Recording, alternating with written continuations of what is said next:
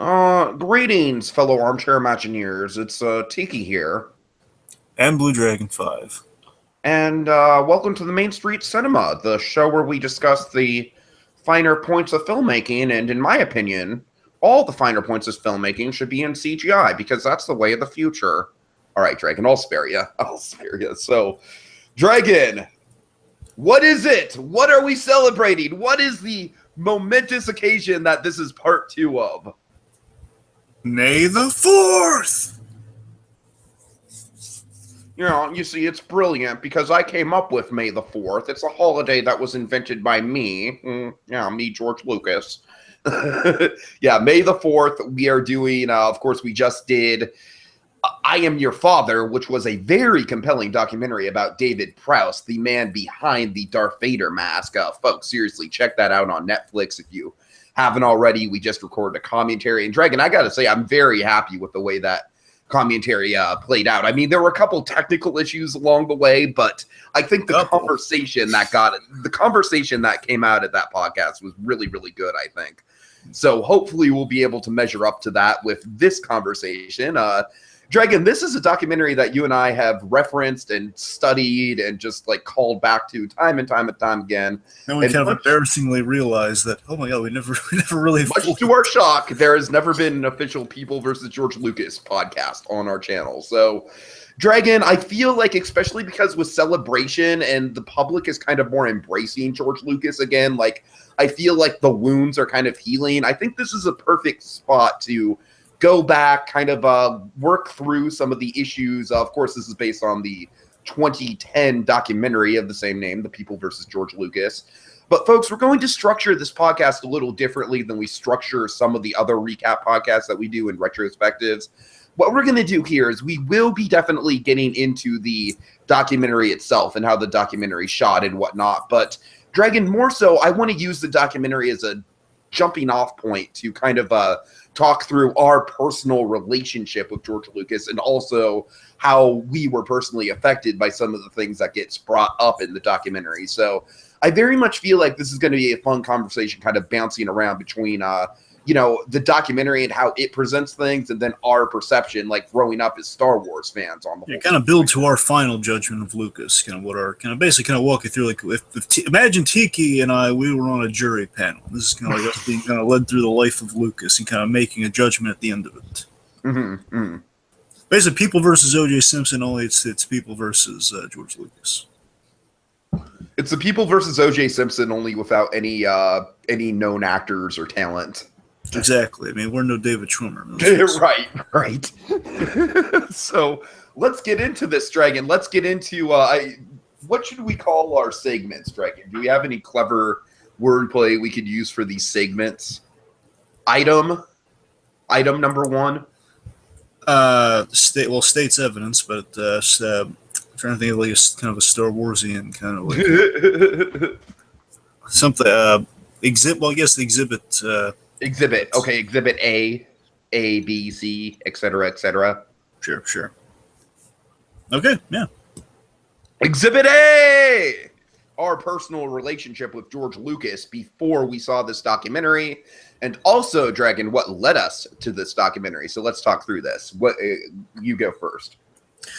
So basically, this would be a time we're kind of talking about George Lucas kind of in general, our personal thoughts before we saw this and before we kind of saw a real deep dive exploration of George Lucas's kind of the fans' thoughts on George Lucas as a whole. It's kind of like what our personal things, like in our own little personal bubbles. So for me, also just kind of covering what George Lucas to me was just, as far as I knew him as kind of, he was one of the classic directors. He was part of the 70s, kind of the 70s film school club. The New Hollywood Club.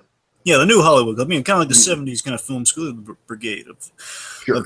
You could say, basically the pairing was like every era has like a rat pack of its kind. It's a group of celebrities who are really chummy with each other. Even like, with Like, of course, there's the original Rat Pack. Then you have like groups like Don Adams, James Caan, and Don Rickles. They all knew each other. They're all good friends. And then with the directors here, we get into bludgeoning New Hollywood, as Tiki's kind of phrasing. You have George Lucas. We got Steven Spielberg. We got Francis Ford Coppola. We got John Milius, who has also really interesting documentary. I encourage everyone to check out. Unfortunately, it's no longer free on Prime, but it's still worth. I'd also list people like Polanski, Woody Allen, people like that in the mix. Well, but also I'm just saying, it's like these guys were like personal friends, like in a group of their own. Oh, sure, right. Lucas, Spielberg, Coppola, Milius. Those are the core four, and then you had De Palma. So there's like really five. De Palma, sure.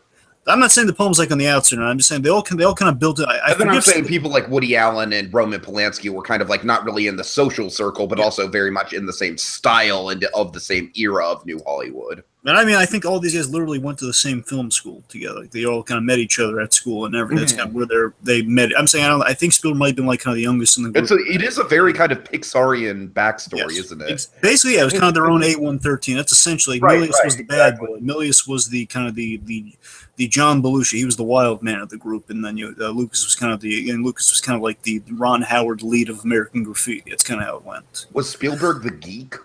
I want to say, and again, I can't verify it. This would honestly, in itself, this would make an excellent movie. To be honest with you, yes, it would. Oh my god! But honestly, I want to say Spielberg was either Spielberg or De Palma was the youngest member of the group. I want to say like those guys were kind of the new ones. They were kind of like the flounders, if you will. So, John Lee Hancock, if you're listening, take some notes. Yes. You're looking for a new movie project. Please, Mr. Hancock, please. New Hollywood directors meets Animal House. Yes. Seriously, Milius, and we could finally get the thing where we have Milius played by John Goodman. Oh, but he's a little. We have the youth-ending technology. Let's use that. All right. Let's do it anyway. Back on the ball here. So again, I initially I knew Lucas to kind of consensus of two things: the fact that he was a member of kind of the old Hollywood brigade, of the '70s, kind of the new '70s crowd. Mm-hmm. And I also knew mainly as he was kind of the gateway of making Lucasfilm, which of course bred Pixar. So again, Pixar is always connected to George Lucas transcendentally. I always kind of knew George Lucas through those two things, mainly through the Lucasfilm connection. Every time I grew up looking into Pixar and everything, it's like, okay, well, Lucasfilm, that's where it all started.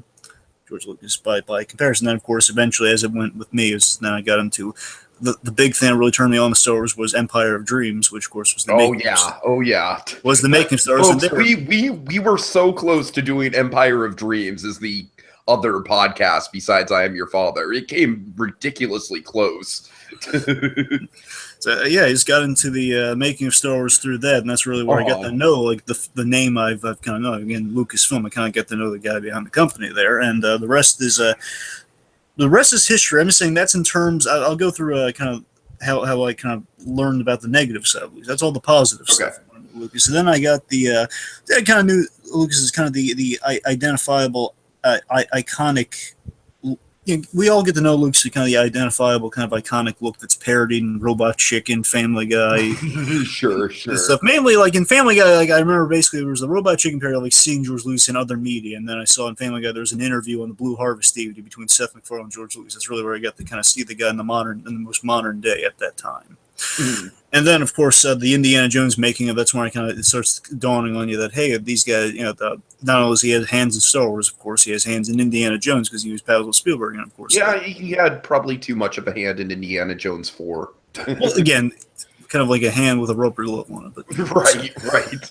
Indiana Jones gets a prostate exam. A hand where it doesn't belong. That's Indiana Jones. The premise of Indiana Jones 5. Indy gets a prostate. God. Oh no. Finger in the Temple of Doom. Oh no! Oh God! No! Oh come on! Anyway, so Indiana. I gotta say, Dragon, I'm surprised at you. I'm surprised at your lewdness. I would expect that from me, but not you. Anyway, all jokes. We're looking forward to Indy 5. So Indiana Jones. I laid out a really I'm looking forward to Indy 5 specifically because this man has no involvement. No disrespect. I love you, George, but that's the truth. I think I laid out a really intricate, really really awesome. Oh, I did too. That was one of the occasions, Dragon, where I was just as intricate as you were. I know. I'm not saying you did. I'm just saying for me, all right. I justified my barbs at Indy 5. I'm a champion at Indy 5. I'm saying, yeah, I'm rooting for it. Okay. Anyway, my point is, George Lucas also that's where I got like another kind of Empire Dreams experience with Lucas. Like again, get to know the guy a little bit more. Like, oh my God, he's a really good writer with the original 3 Indiana Jones films. This is before Indy 4 was made, of course. Anyway, so I didn't see the flaws in Lucas until all good stuff with Lucas at this point until Red Letter Media. To be honest with you, I didn't really. I had experienced the prequels, which I figure when we get to the prequels, we'll kind of weigh in our experience with them.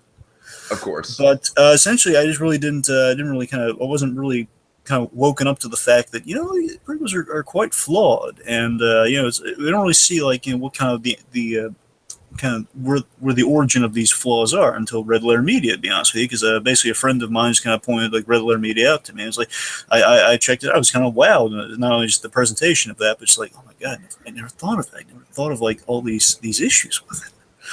Star Wars The Phantom Menace is the biggest disappointment since my son. Again, it's an opening like that. It grabs you. You have to keep watching. It's like, oh my God, my mind's blown. And basically asking these logical questions. But, so basically all of that for me created a divide of, the divide was created for me. That was my last thing here. The divide was created. We have past Lucas and we have present Lucas, present at that time. Of course, so again, past Lucas being like all the golden age, all the good stuff, and then the present Lucas being kind of the prequel era of like, oh man, he just kind of lost it towards the end. Like, what happened? He just kind of like, it was kind of how it lived. There was no gray in between. It was just kind of like there was prequels onwards. I guess you just kind of downward spiral. But then this movie came out, and then that view kind of changed. So. All right. So yeah, Dragon, it's interesting because I feel like I have a really kind of like not a personal thing with Lucas, but like I live in Petaluma, California, which is one town down from Marin, California, which is where Lucasfilm is, Lucas Ranch. And also Petaluma, California is the main town that American Graffiti was shot at. I believe I've bragged about this before, but just bear with me. And so the point I'm trying to make is I'm sure you laughed it up with the Petaluma Batman too, just to rub it in my face. Right. But of course, my point being that Petaluma is very much a town that is like soaked in like, the George Lucas. Like you can kind of feel the vibes of old Hollywood in Petaluma. And, I have old school teachers who have stories of, like seeing Lucas, Coppola, and Spielberg like having lunch in like hole in the wall cafes and stuff like that, so I gotta tell you, when you say it like that, it kind of reminds me of the famous Pixar right? When they told me that, it reminded me of that.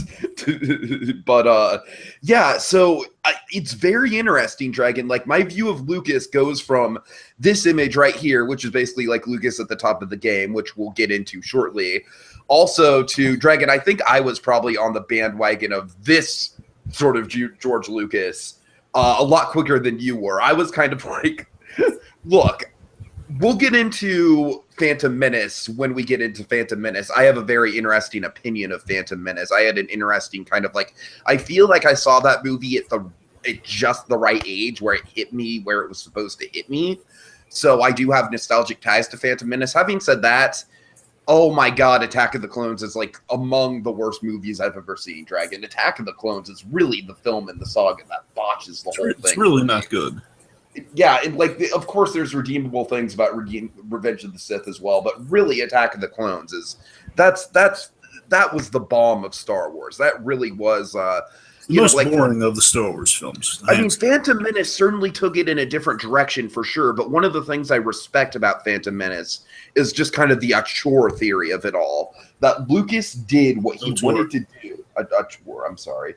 Lucas did what he wanted to do, and he was very unapologetic about it. And sure, it might have had Jar Jar, but it also had the Duel of Fates and the pod race and the cool sequence underwater with the giant sea monsters. So I feel like the Phantom Menace is a very mixed bag, whereas Attack of the Clones is just crap. So Attack of the Clones is really where my dislike of Lucas kind of started to seep through.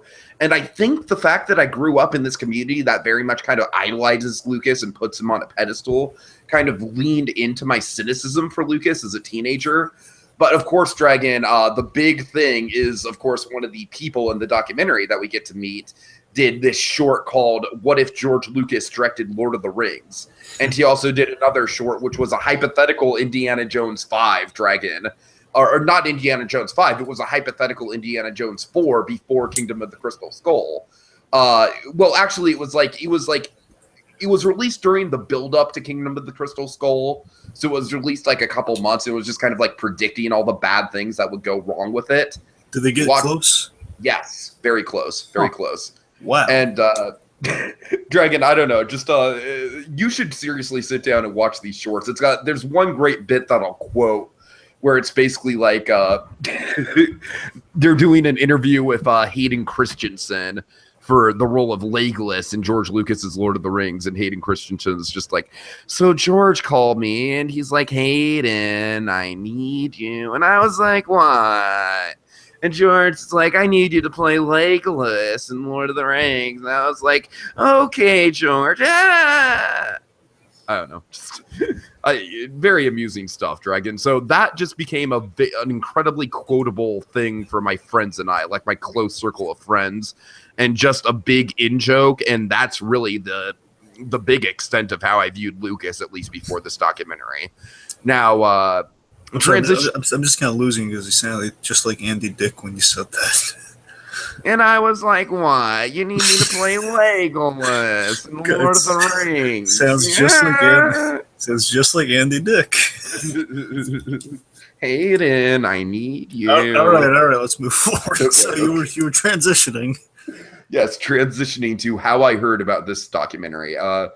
Dragon, it's a very simple story. It's a very humble story. Not quite as simple as the story I told last time. That epic quest of like, hey, you mentioned it to me about a month ago that it was on Netflix. That story would never end. Right. But this story is still, I still actually have a mom and pop video store in Petaluma that I frequent from time to time. And this very day, and I believe it was probably 2011 after this movie came out on home video and everything, I just saw it on the shelf and it just looked really entertaining. You saw the this poster, and it's like, it's a very entertaining poster. It's just like, well, what did I do? I don't know what I'm charged with. I'm just a guy trying to make movies, so it's just a very fun kind of catchy premise of the people versus George Lucas. And so I gave it a shot and I was just very amazed at how watchable this documentary is. And Dragon, like I said, I feel like we've hammered in the points of like what makes the documentary so effective so much that I really want this conversation to be more about kind of like the overarching kind of nitty gritty things that this documentary gets into. So really quick, how do you come upon this?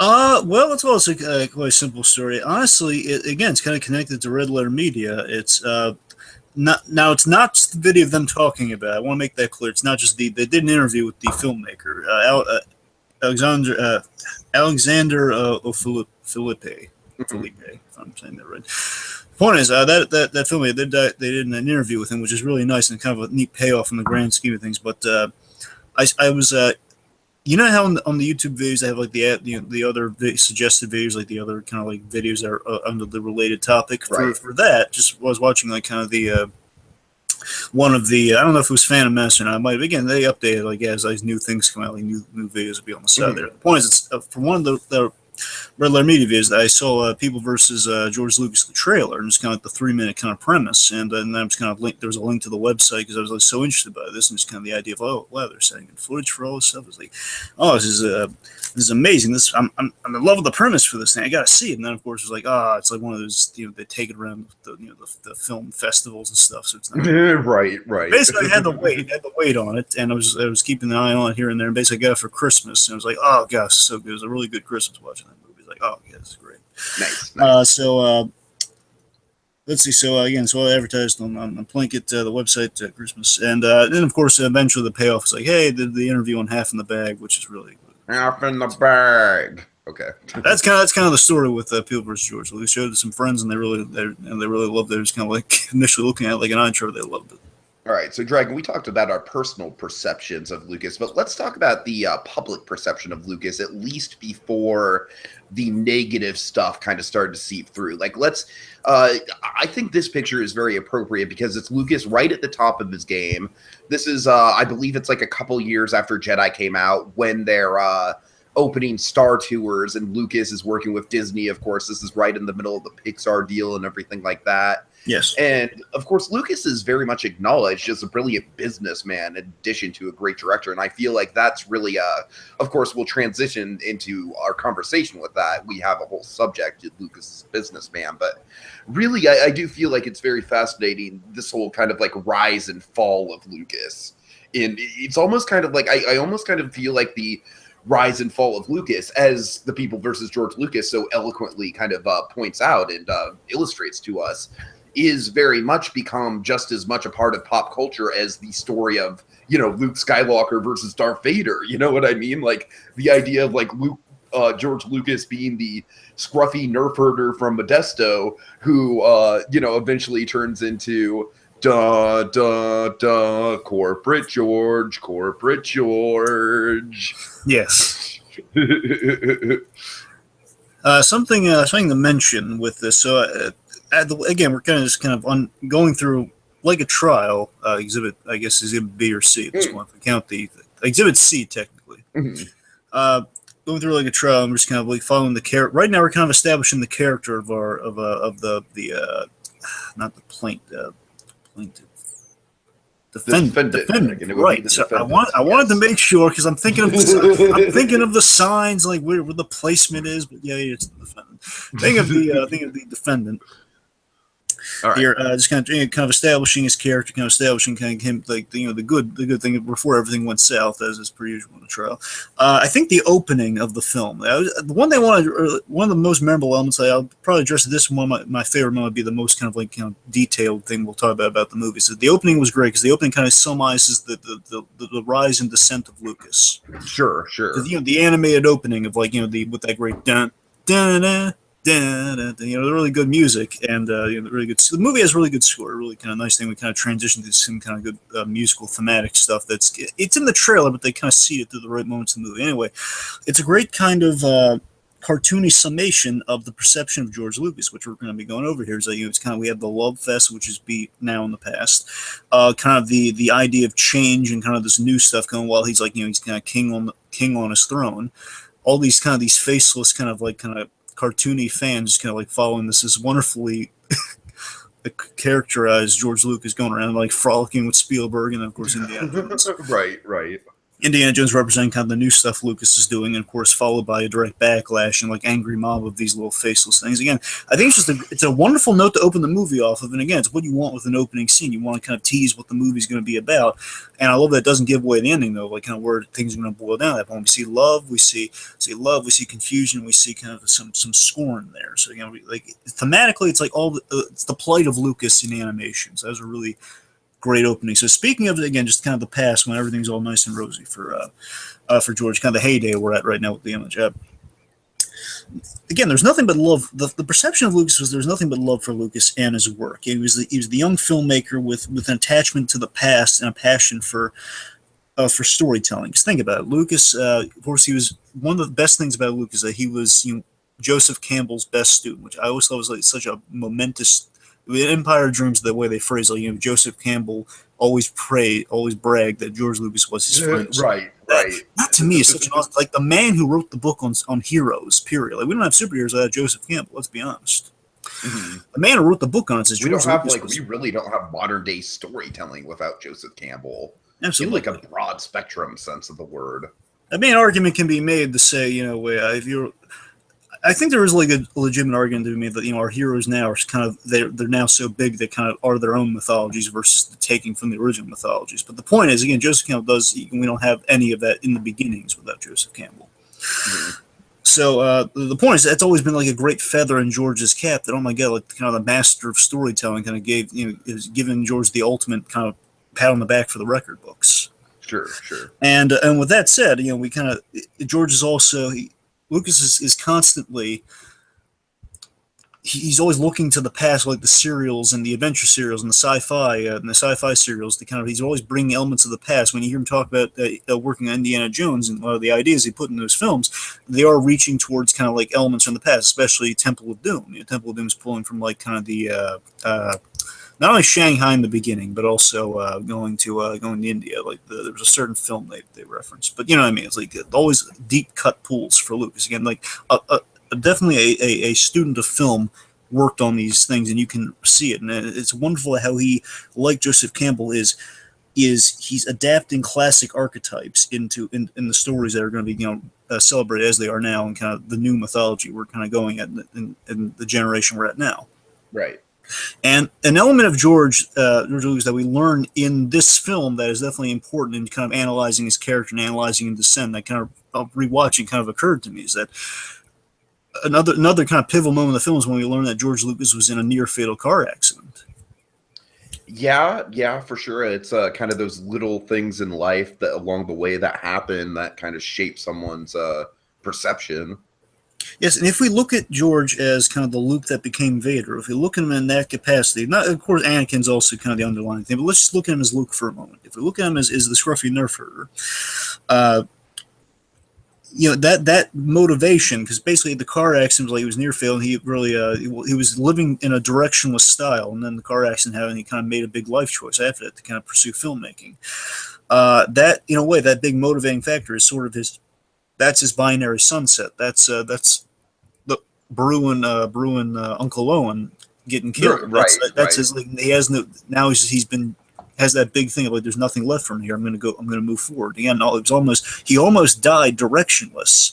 And like Luke, he's going out in the world, he's pursuing filmmaking, and he had to combat the studio system, the Empire, let's say, which importantly in the past year, it reafirms George's vow not to become a businessman like his father. Again, another great boy, here we go with the like I said, man, it's so eerie how the story of Lucas shadows the story of Luke Skywalker, you know what I mean, and the story of Anakin more specifically. Yeah, and I love, by the way, one of my favorites of the basically one of my gripes against the film as a whole, by the way, just because I'll be mentioning a few of the short films as we both will throughout the thing, but it bugs me that we don't have like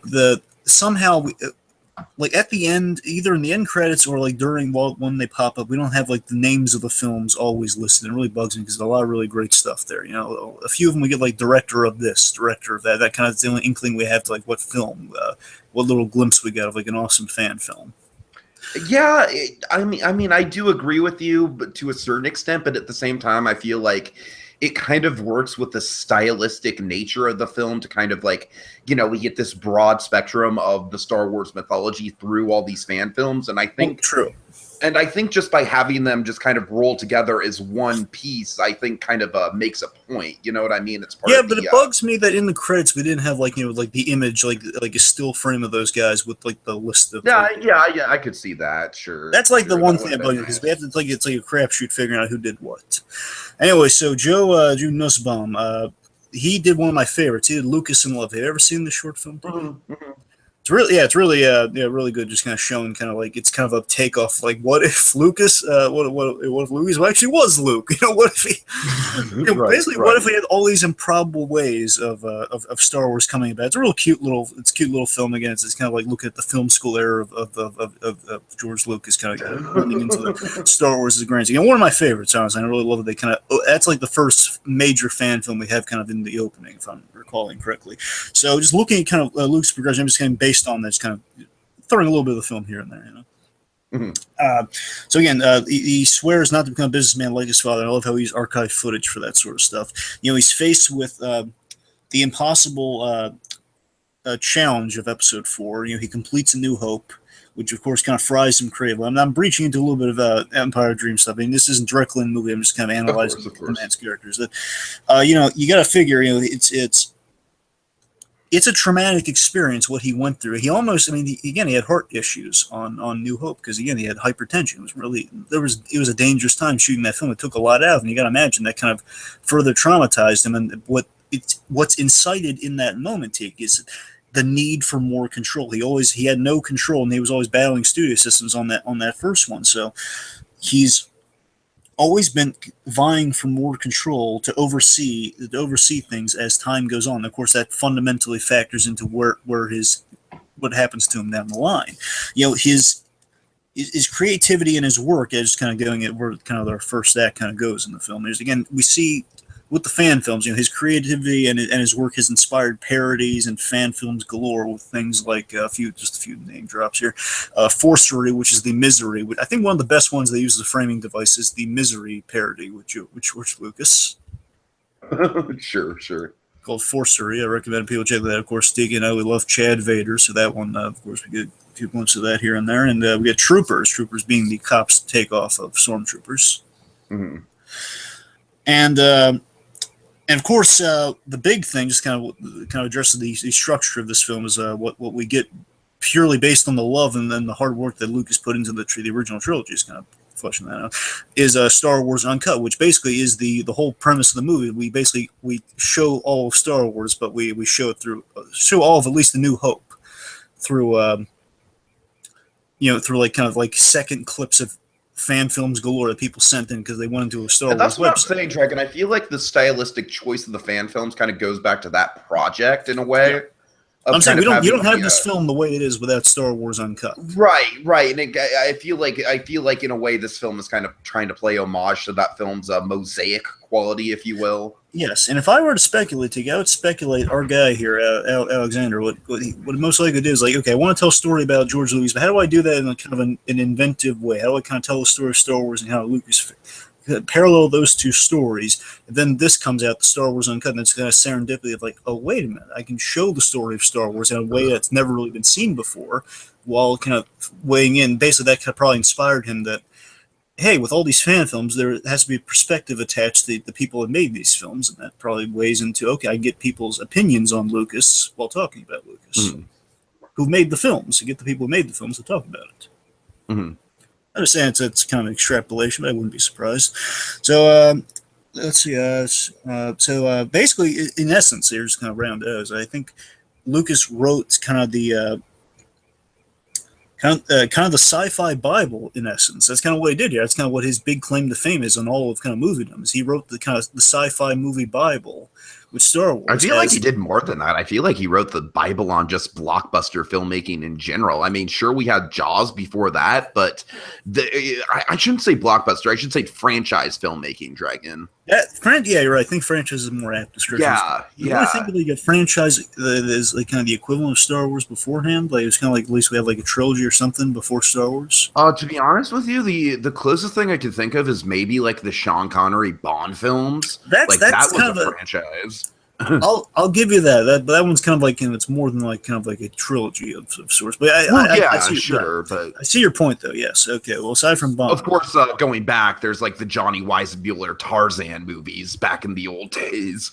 They made like 1 million of those. Well, the point is, in addition to kind of the franchise filmmakers, he's also kind of wrote the Bible for sci-fi and franchises and so on and so forth as this humble filmmaker, and you love him. And you love him for it. You love him for for building, constructing your childhoods. Basically, he's inspired. He's a linchpin of people's childhoods with Star Wars.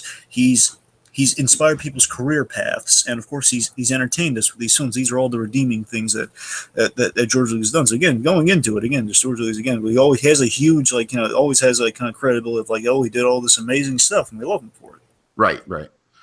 Okay, but then, Dragon, in 1997, we get Exhibit D, the special editions. Hold on. God damn it. Oh, my God. Okay, so, Dragon, I have a very interesting opinion about the special editions, and that is that I don't necessarily think they're terrible. Well, neither do I. I think some of them, like Empire is actually an improvement. Empire is definitely an improvement, except for the added no when Luke falls. I think that's a little. Here's the thing: it's kind of weird because there's so many special editions out. I know, right? The one I have, I think mine's like I have two. All I've ever bought is I don't get wrapped up in buying all sorts of different versions of it. I don't really have.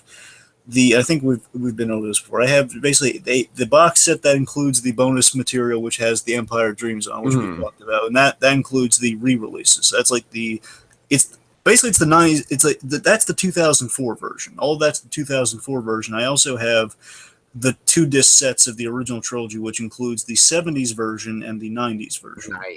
Nice. So those are that's all the Star Wars I have never had to kind of get any I'm saying, of the original. On a personal level, Dragon, on a personal level, I feel very lucky that I was able to experience Star Wars for my first time in a movie theater, because my parents took me to see A New Hope, the special edition. And I did get that experience, Dragon. I got the whole like, oh my God, the Star Destroyer flying over your head, and because I had no idea what the hell Star Wars was, Dragon. Nothing. The only thing I knew about Star Wars was that my grandparents had a costume shop and they had a Chewbacca mask. So Chewbacca was literally like my one frame of reference for Chewbacca and Yoda, I think. Oh my God, the bear's armed. Right, exactly. So it was a crazy fresh experience for me to go into that movie, and I do have some nostalgic ties to the originals, because I did have a VHS box set of the original trilogy, pre-special edition, so I do have the comparison piece. But I don't know, Dragon. I mean, of course there's the things that everyone's going to complain about. There's the Han Solo stuff with, like Han shot first. I honestly don't think we need to get into Han shot first all that much, just because it's just sure, but it's kind of a dead horse at this point. But anything you want to say about it? Well, kind of build with some other stuff. But on the whole, by the way, I was getting at with Empires, like the 2004 version, I guess. I'm pretty sure that's the version. That one, the alterations to that one, because I don't know, there's this weird thing where maybe the original one had Luke screaming on the way down. I think the original one did have Luke screaming on the way down. Which the 2004 version, honestly, 2004 version fixes like a lot of those scripts. Just looks a little different than the other. It's better rendered than the other one. Basically, if you watch, stick to the original version, the 70s versions for 70 version of A New Hope, and then the 80s version of Jedi. The point is the original versions of those two, but Empire go to the 2004 version, because that one, it does not have any additional nose, and Luke doesn't say anything. And I mean, really, with A New Hope, there are a lot of cosmetic touch-ups that really do work very well. Well, sure, it's mostly just anything on Mos Eisley that's kind of the problem. And honestly, anything that doesn't take place on Mos Eisley in A New Hope, I think, is pretty much fine in terms of special edition touch-ups. Right. Mos Eisley's kind of just the weird, like, problem area. Right. Let's see. Because I don't mind the extra wave on the explosion. I mean, again, the explosion still there, just adds like a little extra kind of wave thing. So basically, of course, the biggest sin would be Return of the Jedi. Well, I'm trying to think like what the of course, job again, similar thing with the New Hope. Basically, that first act has most of the overzealous alterations. Yes, but also this is kind of getting into the 2004 version versus the original special editions. But I also feel like Return of the Jedi has some of the most offensive stuff with the, of course, like the infamous Force Ghost Hayden Christensen, which we talked about at least during I Am Your Father. And then also, of course, it has significance with I hate Dragon. I absolutely hate the moment where Vader yells "No" as he's throwing Palpatine into the throwing Palpatine down the chasm. Yeah. Honestly, let me address that. This for all your points are very valid. I'm just making a general point here. Is that we've reached the point where it's so hard to keep track of what's in which version. I know. Again, for me, it's 70s, 90s, and 2004. That's all I got. None of the stuff at the end, except the Ewok song, was changed at the end. But of course, the Force Ghost stuff and the "No" was added post prequels. So So let's see. Well, let me just tracking Lucas here, just kind of seeing where he kind of fits it. Like, what would motivate someone to make all of that's the main kind of crux of what they kind of look at with specialties. What would motivate this? So, of course, and let's get into this. Just the big talking point here with the special editions is it's not so much the fact that the special editions themselves exist; it's the fact that Lucas kind of views the special editions as like the end all be all of Star Wars, and it's the only thing that he wants people to see, and he's gone a very far length to make sure that happens.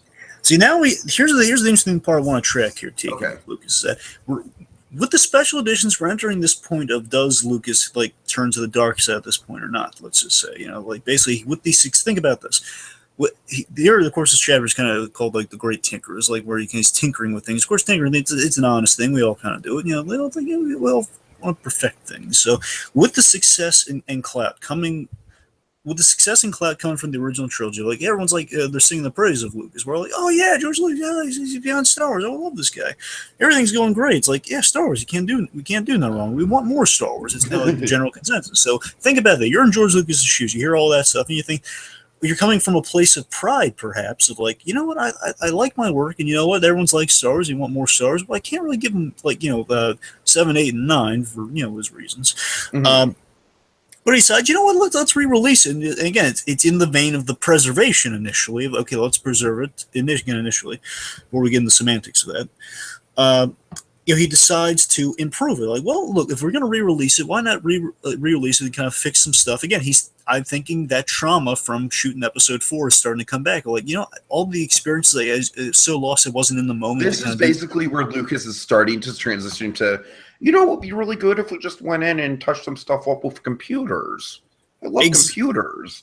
And ironically enough, Dragon, I think the great contribution to him in Pixar is kind of one of those things that led to the fixation with computers, which is part of Lucas's downfall. Exactly, and that's kind of they always have this bizarre yet kind of cool nexus between Lucasfilm and Pixar, because of course Howard the Duck kind of is the reason Pixar had to be sold. So it's kind of this weird, without Howard the Duck, we have no Pixar. It's kind of this weird nexus of the universe. But I know, believe me, it's kind of trippy. Anyway, but just what I'm saying here with Lucas, you understand where it's coming from here. Where without realizing the implications, again, it's coming from most likely a positive place. I'm just going to release things and make them better. I was so limited at the time when we shot that.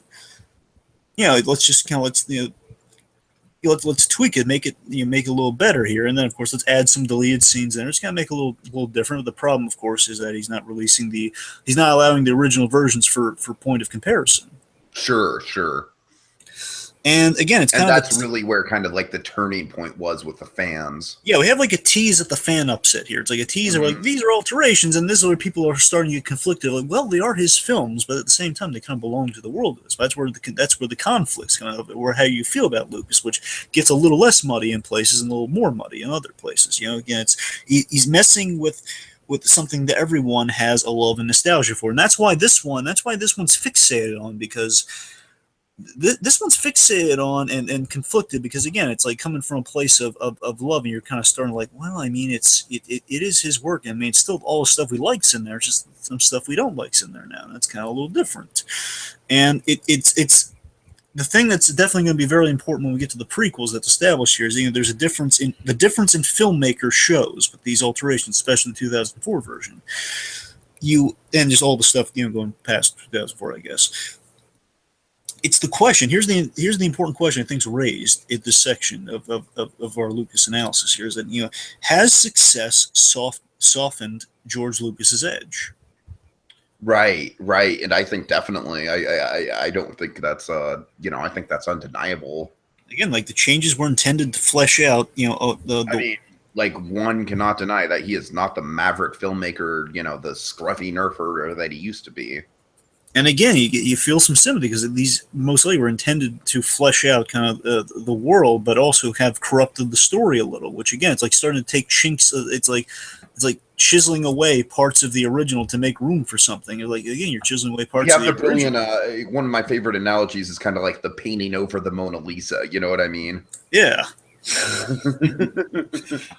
And again, it's kind of hard to tell how strategic it is when you have these minor and major changes without getting to all the semantics of, I'm saying, we have these very small changes, then we have these major changes that change the stories, and then they snowball into memes like Han shot first. They have all that stuff. We get all these little things then kind of become big things, and we keep mentioning Han shot first, and all these all these running gags and jokes. Again, it's the big problem that's occurring here. It's going to be present through the rest of Lucas. The big problem is George Lucas is exercising his clout, trying to rid the world of the originals. That's him using his success to kind of, in a way, rid the originals. Saying, well, no, guys, you don't want. Again, it's coming from this place of, look, go with the better version. Go with the really high. Why would you want to watch the original version? It's like not like a place of trying to get rid of it yet. Right. I mean, it's coming from a place of mostly just like he's really proud of the special editions, and he just feels very strongly that those are. And I feel like in a lot of ways, Dragon, like I said, a lot of the touch-ups and visual effects in the special editions, I feel like still hold up very well and really do improve the film and the aesthetic of the film. It's just like we already said, like kind of some of the more intrusive alterations that really kind of rub fans the wrong way. But to tell you the truth, I really do think at the end of the day, there's more good in the special editions than there is bad, at least on base level, just looking at it without all the politics.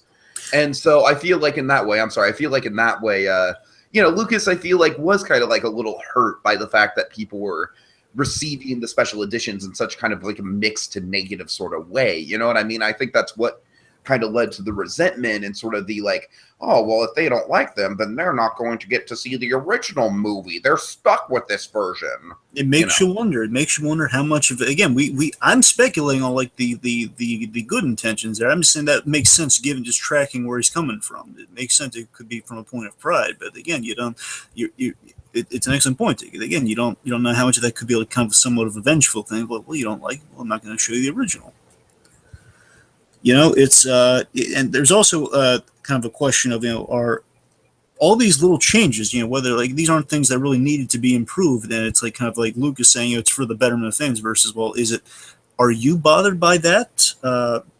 It seems like Lucas is more bothered by it than any of the fans were, because we weren't really missing the scene with Jabba. It's like, of course, initially it's like, hey, cool, scene with Jabba, but then you realize, wait a minute, it's not the same Jabba. It's not in tone or anything. It doesn't feel like this. The same character. Again, good intentions that were, I just feel on the whole, and this is the last thing I really have to say on just kind of all the special editions periods, like it feels like good intentions that were overcompensated.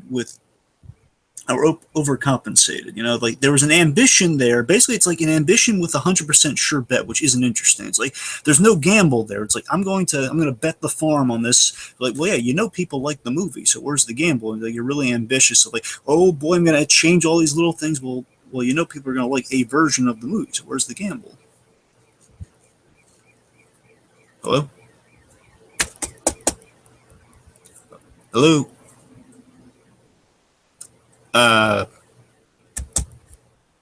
Okay. Anyway, folks, so I'm gonna transition this to Exhibit E. Sorry, Exhibit E. Exhibit E, the money machine. So we call it the money machine. Basically, this is the merchandising chapter of our deposition here, or our trial, more accurately. So George Lucas, essentially, now we're getting into a part where, again, we're muddying the waters in a way. Where we're seeing Lucas is becoming more and more a strategic businessman. We're seeing here where George is actually one of the most brilliant businessmen to ever lived, which of course is counterintuitive to his initial vow of like never becoming a businessman. So again, this point where success is kind of burdened George Lucas.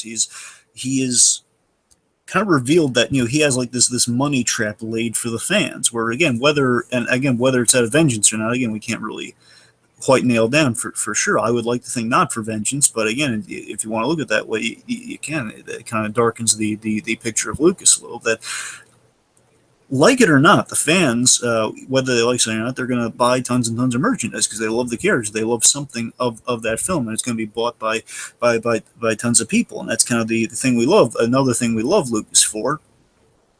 Or again, he, in a way, whatever we say about Lucas, the reason he has tons and tons of money is he is rewarded for the fact that he believed in the marketing, the merchandising of Star Wars back in '77 when no one else did. And that's kind of his reward. That's why he's entitled to all that money, because he believed in, he championed that first film, and he earned all that money going forward. He always went to the bank on these films like Empire Strikes Back. He had to take the money out of pocket because he knew when to place the right bets on these films because he knew they were going to be great.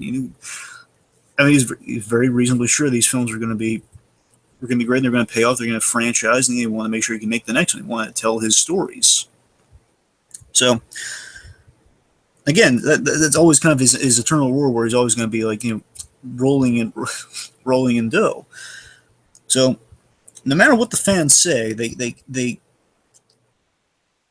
no matter what the fans say, whether it's good or bad, they gotta remember they always say that because they loved it at some point. And then at the comparison to the film, which I agree with, is it is kind of like an addict thing. People are addicted to merchandise. I can speak this myself, less on Star Wars because I've kind of been smart enough to avoid Star Wars because that's an endless hole to get wrapped down. I very seldomly buy Star Wars merchandise aside from the movies. Because I'm down the rabbit hole and a whole bunch of other stuff. Like, I get the Jim Gordon merchandise. You get like Batman the Animated Series specific merchandise. You got to be very choosy with the stuff you get interested in. So again, a lot of it is the argument that's brought up in the film is like, if you were a heroin junkie or something, you stuck the needle in your arm at the end of the day. You can't blame it on the manufacturer. So let's see. So George, hello. Sorry, false alarm. So, what it reads as to me, just kind of tracking Lucas here, it reads to me that George Lucas's creativity is. Hello? The computers have turned on me, Dragon. The computers have turned on me. I don't trust computers anymore. Seriously, that was really random. My computer just literally like restarted itself. Like, oh, we've ran into a problem and you need to restart. I'm like, great. So I hope you kept the lead, Dragon. I apologize for that. We're into Exhibit E, kind of the money machine. So Exhibit E. Okay. Let's see. I use the addict analogy. Corporate George. Okay. So I kind of went into the whole, how it's kind of like people. There's always kind of a love-hate merchandising thing. You don't know how kind of sinister Lucas is about this. How he's kind of. I honestly just think he's a very savvy businessman, but it's ironic because we got the quote about him not wanting to be a businessman. So, but really, the deal that he struck with Fox to maintain the merchandising rights, that's his kind of his eternal reward for believing in the film when no one else did. Like he always is going to have money because he took the right gambles at the right time. That was just his stroke of genius, Dragon. And I also feel like it was like one of the most influential business decisions of the 21st century. Yes, it strikes me, T, and tell me this sounds right. I think Lucas he's channeling his creativity into merchandising, and I think he's channeling most. Keep in mind, the merchandising was like a big part of the expanded universe, and kind of like a big sort of first stepping stone into like getting all the names of the X-wing pilots and the characters in Jabba's palace and all that. You know what I mean?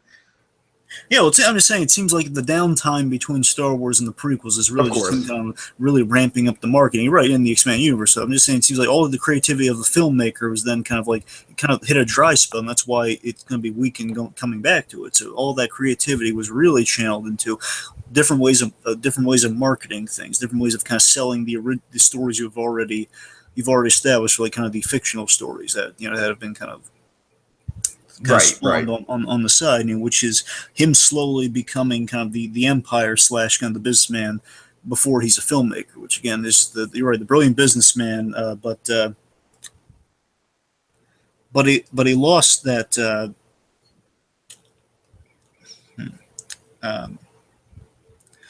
But essentially, he kind of lost that filmmaker mentality going into the. He absolutely did, and he absolutely transitioned from like I want to be a great filmmaker to I want to lay a foundation for myself and lay a legacy for myself. Well, actually, something to bring up that kind of connects to Dave Press, because Dave Press appears twice in this documentary. He has something really, especially after rewatching this, is complete serendipity, folks. After watching the "I Am Your Father," Dave Press mentioned. I completely forgot about this. That it can connect so much better. I never watched it in this sequence before watching "I Am Your Father," then watching and something hit me is that.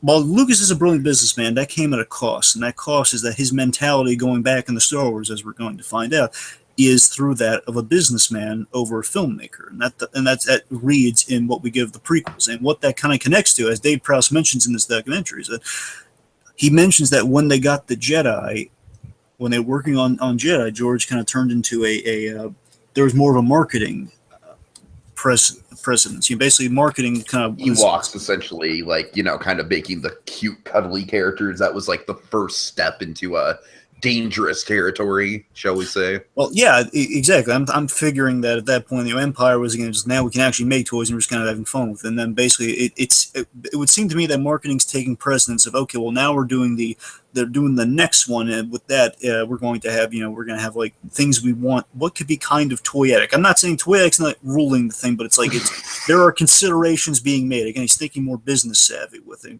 Sure. You see what I'm saying? I love that Dave Prowse of all people is bringing up the guy who had who got the shaft with Jedi is bringing up being that kind of that I shouldn't say unbiased, but being kind of that educated source on like when things were the only guy who's going to say when things went south on Jedi. Of course, right. I think it's appropriate that we get that then. So let me raise this question to you before we transition, I guess. Does George stop caring with all the success and money, with the porridge example, the whole he's got a whole vat of porridge. Does he stop caring about the material at this point? Is it that's the question reading to how much of this marketing genius, how much of this money trap that he's laying, again, people are going to buy Star Wars no matter what. That's kind of like endless gold mine, whether it's good or bad. So does he stop caring going into more Star Wars? Well, anything I do as long as it has Star Wars the name, people are going to eat it up. So why should I invest as I did as a young filmmaker?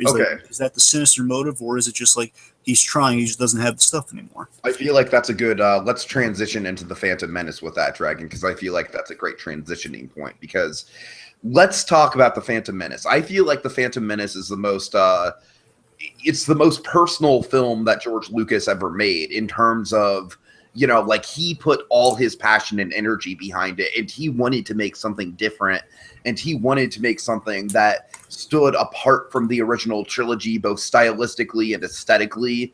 And for that reason, Dragon, my answer to your hypothetical question there that you just posed is no, I absolutely do not think at this point Lucas lost the passion.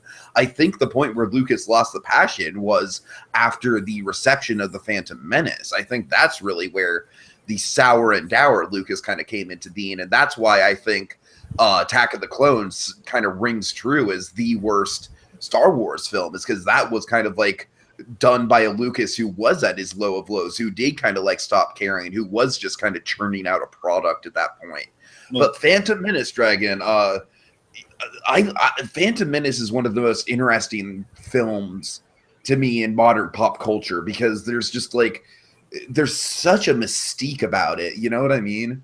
Yes, very much so. And by the way, we're in Exhibit F, which is kind of appropriate. I'm sure the fans would appreciate that. Appropriate. Yes. Exhibit F. Boo. Exhibit FU, more like it. Anyway, so let me say this. I respect your view on that, Tiki. I do, but I just gotta objectively here. I was looking at the evidence again, speaking on legalese. Okay. But seriously, looking at the evidence, based on all the footage and all the making of, again, it's really, you're right though. It's a very mysterious kind of production that way, because it's really hard to read. Again, Plinkett's kind of Plinkett and Red Letter Media is kind of shown us kind of a view of this, and again, it's kind of hard to kind of separate from that view. Well, no one really looks like they're having a good time, and Lucas. It's either he's super nonchalant about being experienced, or he just, again, maybe he doesn't care. I never thought of until the rewatching. What if he didn't care when he was doing that? Yeah, I don't know, Dragon. Just the fact that the film is so different, right? Honestly, I'm sorry, JJ, but The Force Awakens kind of more feels like a film that is entertaining as The Force Awakens is. I feel like that is more of a film that kind of plays into the marketing machine than Phantom Menace did. And like I said, Dragon, I just Phantom Menace was a bold experiment. It really was, and it broke new ground in a lot of visual effects. I don't think people give it enough credit just because of the sort of reputation it has just for the visual effects work alone. Well, let me mention that to you again. It seems to me it's kind of like in the vein of, I'm saying it possibly could be. It could be in the vein of like how Disney and Pixar will test out the animation software for a short film, where again it's right. Like, now I'm not going to say it's the same thing as that per se, but I'm using the example of, you're right though, we do break new ground, we do get some really cool stuff, but again, the character does take a back seat in that film though. Yeah. And you have to wonder how much of that is just Lucas, like, oh yeah, I can do some new, I can employ, again, maybe the passion's coming from I can employ the filmmaking techniques, but I honestly think that's what it was, Dragon. I think Lucas was trying to make a more kind of half visual and half. film. Kind of half and half. Yeah. Whereas with the original, like, and I don't know, you know, it's like with I certainly agree. Obviously, he didn't put as much effort into the characters in Phantom Menace as he did in the original trilogy. Absolutely. And that real, honestly, well, again, we're kind of jumping the gun, so let's kind of save most of this for the next segment. Okay. But let's just say, I think when Lucas starts to kind of reinvest in the characters, honestly, is I think episode 3 a little, but. Anyway, I think it's when the characters are more kind of in focus and in line with things. But again, let's put a pin in that. Remind me of that. Sure, but let's talk about the hype surrounding episode 1. So episode 1, this is 18. I'm sorry. Yeah, just from my perspective, Dragon, I have 2 very distinct things that I remember. Okay, I'm just gonna lay it on you. Okay. I remember that Taco Bell had a promotion for episode 1, and they had like I believe they had Happy Meal toys and everything. And the thing that it really gets me nostalgic for episode 1, Dragon, I hope you remember this, but I'm kind of doubting you do. Pepsi had a promotion for episode 1 where they had like 12 collectible Phantom Menace Pepsi cans. Afraid not. Yeah, but it was really cool, Dragon, because that's how I was introduced to like all the new characters. And I vividly remember having the Pepsi can for Boss Nass, and thinking he was like a really cool character, like thinking he was like a really cool design, and that like, oh, Boss Nass, oh, this guy's going to be really badass. And then, of course, so you essentially were Seth Green from, I'm sorry, Seth Rogen, not Seth Green, God. Seth Rogen from Fanboys. Essentially, yes. And of course, you know, it's just I have that distinct memory of having like the Boss Nass Pepsi can and then being very disappointed in Boss Nass in the actual movie. Sitting there drinking your Pepsi can with Boss Nass, I'm just looking, why, boss? Why? Like, you know, when he does the whole like, but then it's like a single tear run down your face as you crush the can and you drop it on the floor, and you look away. You know, and of course, I want to truly highlight just what a good job the People versus George Lucas does in building the atmosphere. And this would be the standout chapter of the film. This chapter really is Revenge of the Geeks. It's the third. That's what it's called, Revenge of the Geeks. It's the third chapter of the story, I guess.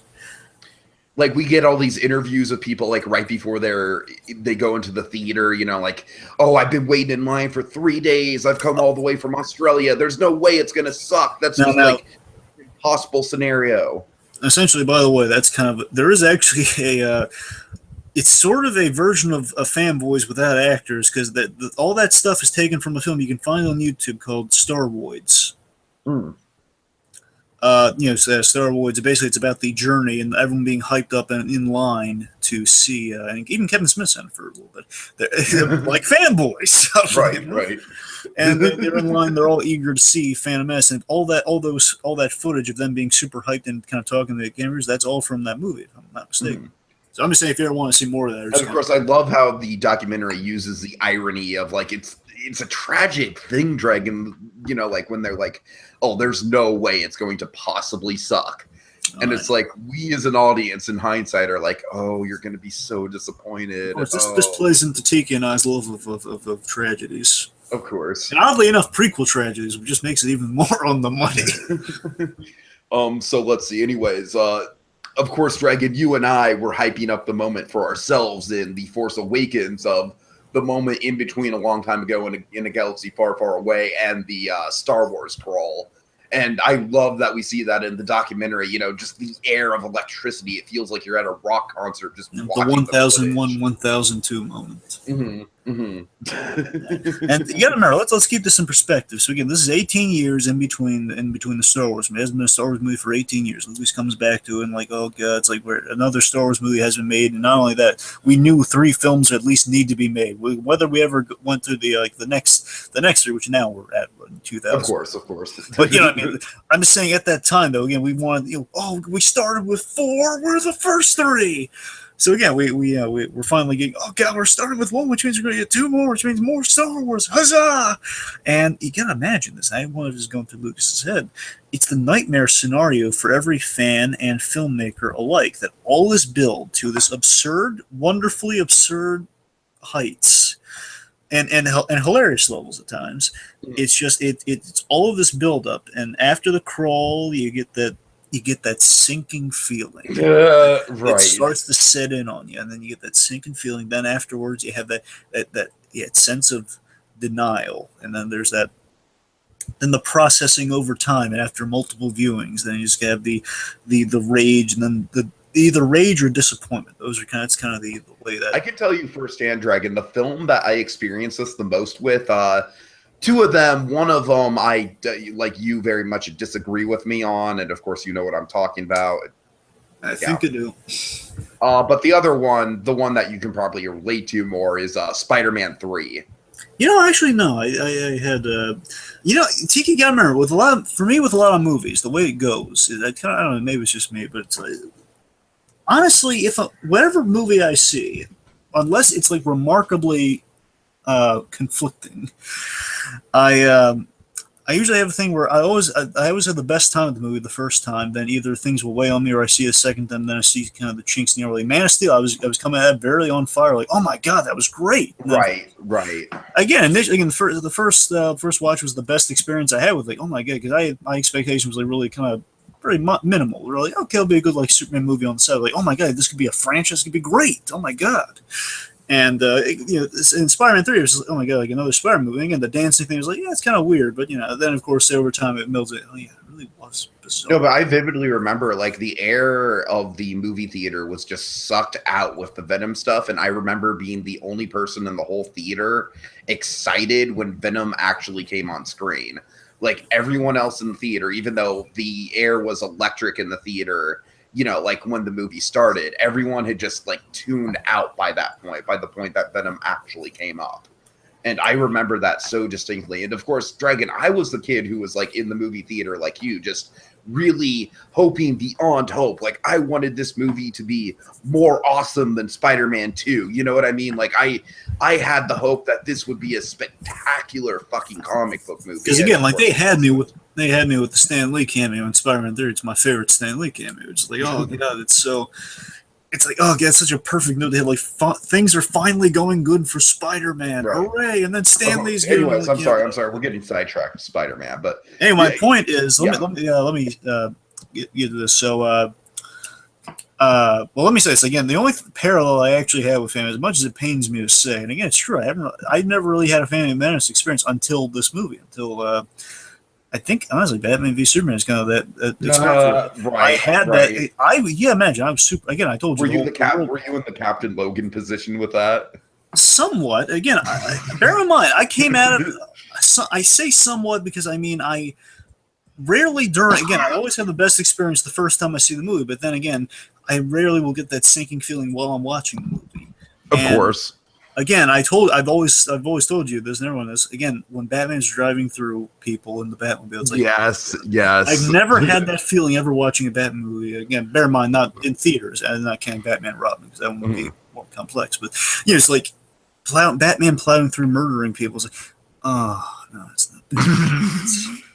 That's kind of the same thing with like the boring Senate talk mixed with the ridiculous Jar Jar Binks potty humor of Phantom Menace. Basically, all the stuff you love the issue of Phantom Menace kind of, for me, distills down to like Batman driving through that. That would be that's the best way I can describe that sinking moment. Like my hero, the guy I idolize at worship, like, oh no, that's not. Like, what have you done, Batman?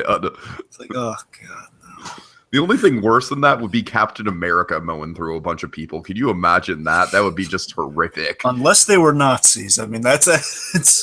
I mean, because again, we saw. if Netflix wanted to go like rogue, like if they wanted to do like the, like Captain America, like let's just call him Captain No Name. You know what I mean? And Captain No Name, like he's been brainwashed by Hydra. And he has this yo diggity dog accent. Oh god. Okay. Anyway. Yo, dog, I'm gonna mow down a bunch of peeps, dog. All right. But in all seriousness, I just painted BlueDragonFive's nightmares. You're welcome, Dragon. Anyway, you see what I'm? Yeah. Yeah, but even I came at Batman for Superman again. I was relatively on it, but I did realize, that Batman company was definitely a flaw. I'm still enjoying what I enjoyed, but then of course over time it then kind of lowered a little base. I think it came out with like 75%. Then it kind of, as they went back to it, kind of lowered to 60, then to 55. It's kind of weird. I don't know. Again, Anyway. things kind of balanced out a little bit afterward. My point is back to this. So again, there's a process of which people are kind of processing all of this. Their feelings to the film. Again, it's every filmmaker and every fan's worst nightmare. This all goes south.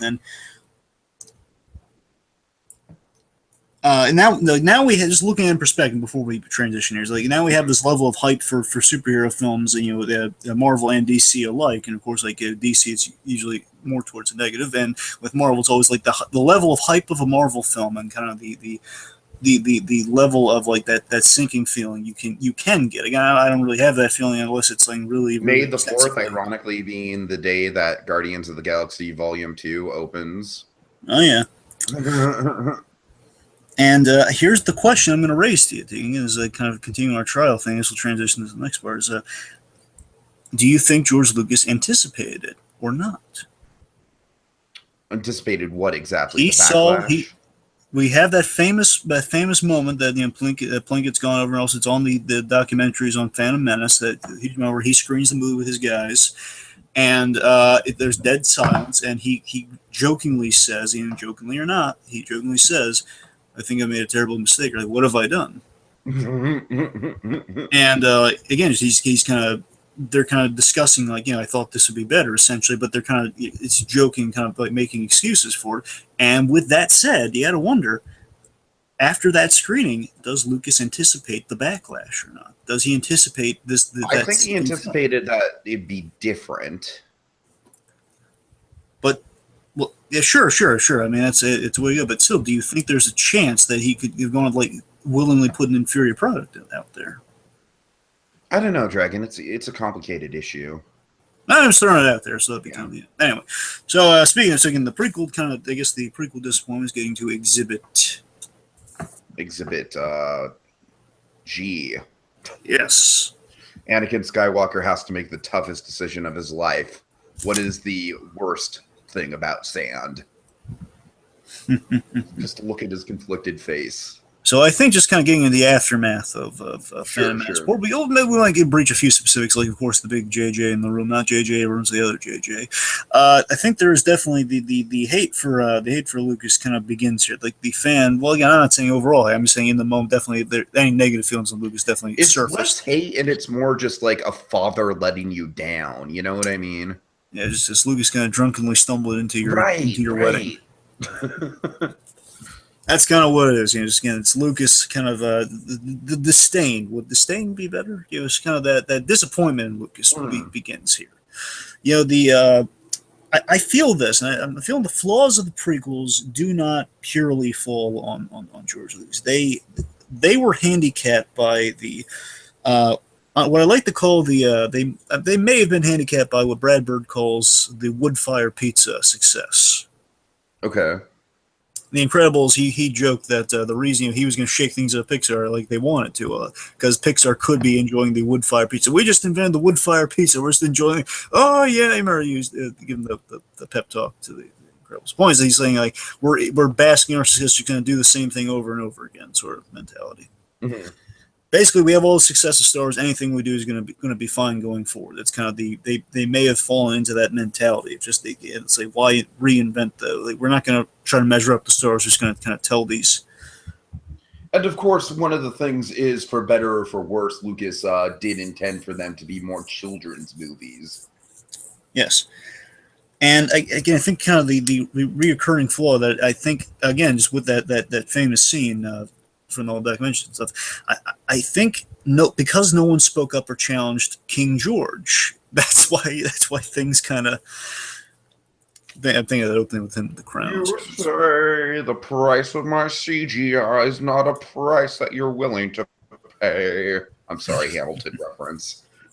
I think it shows that no one spoke up or challenged or challenged George, because he was king at the time. He was the head honcho. Everyone thinks he knows what he's doing, because a lot of the original people they're probably not speaking up to any credit thing, either because they figured Lucas has it as all in control, or again, a lot of new people on this because of the new technology they're ushering in.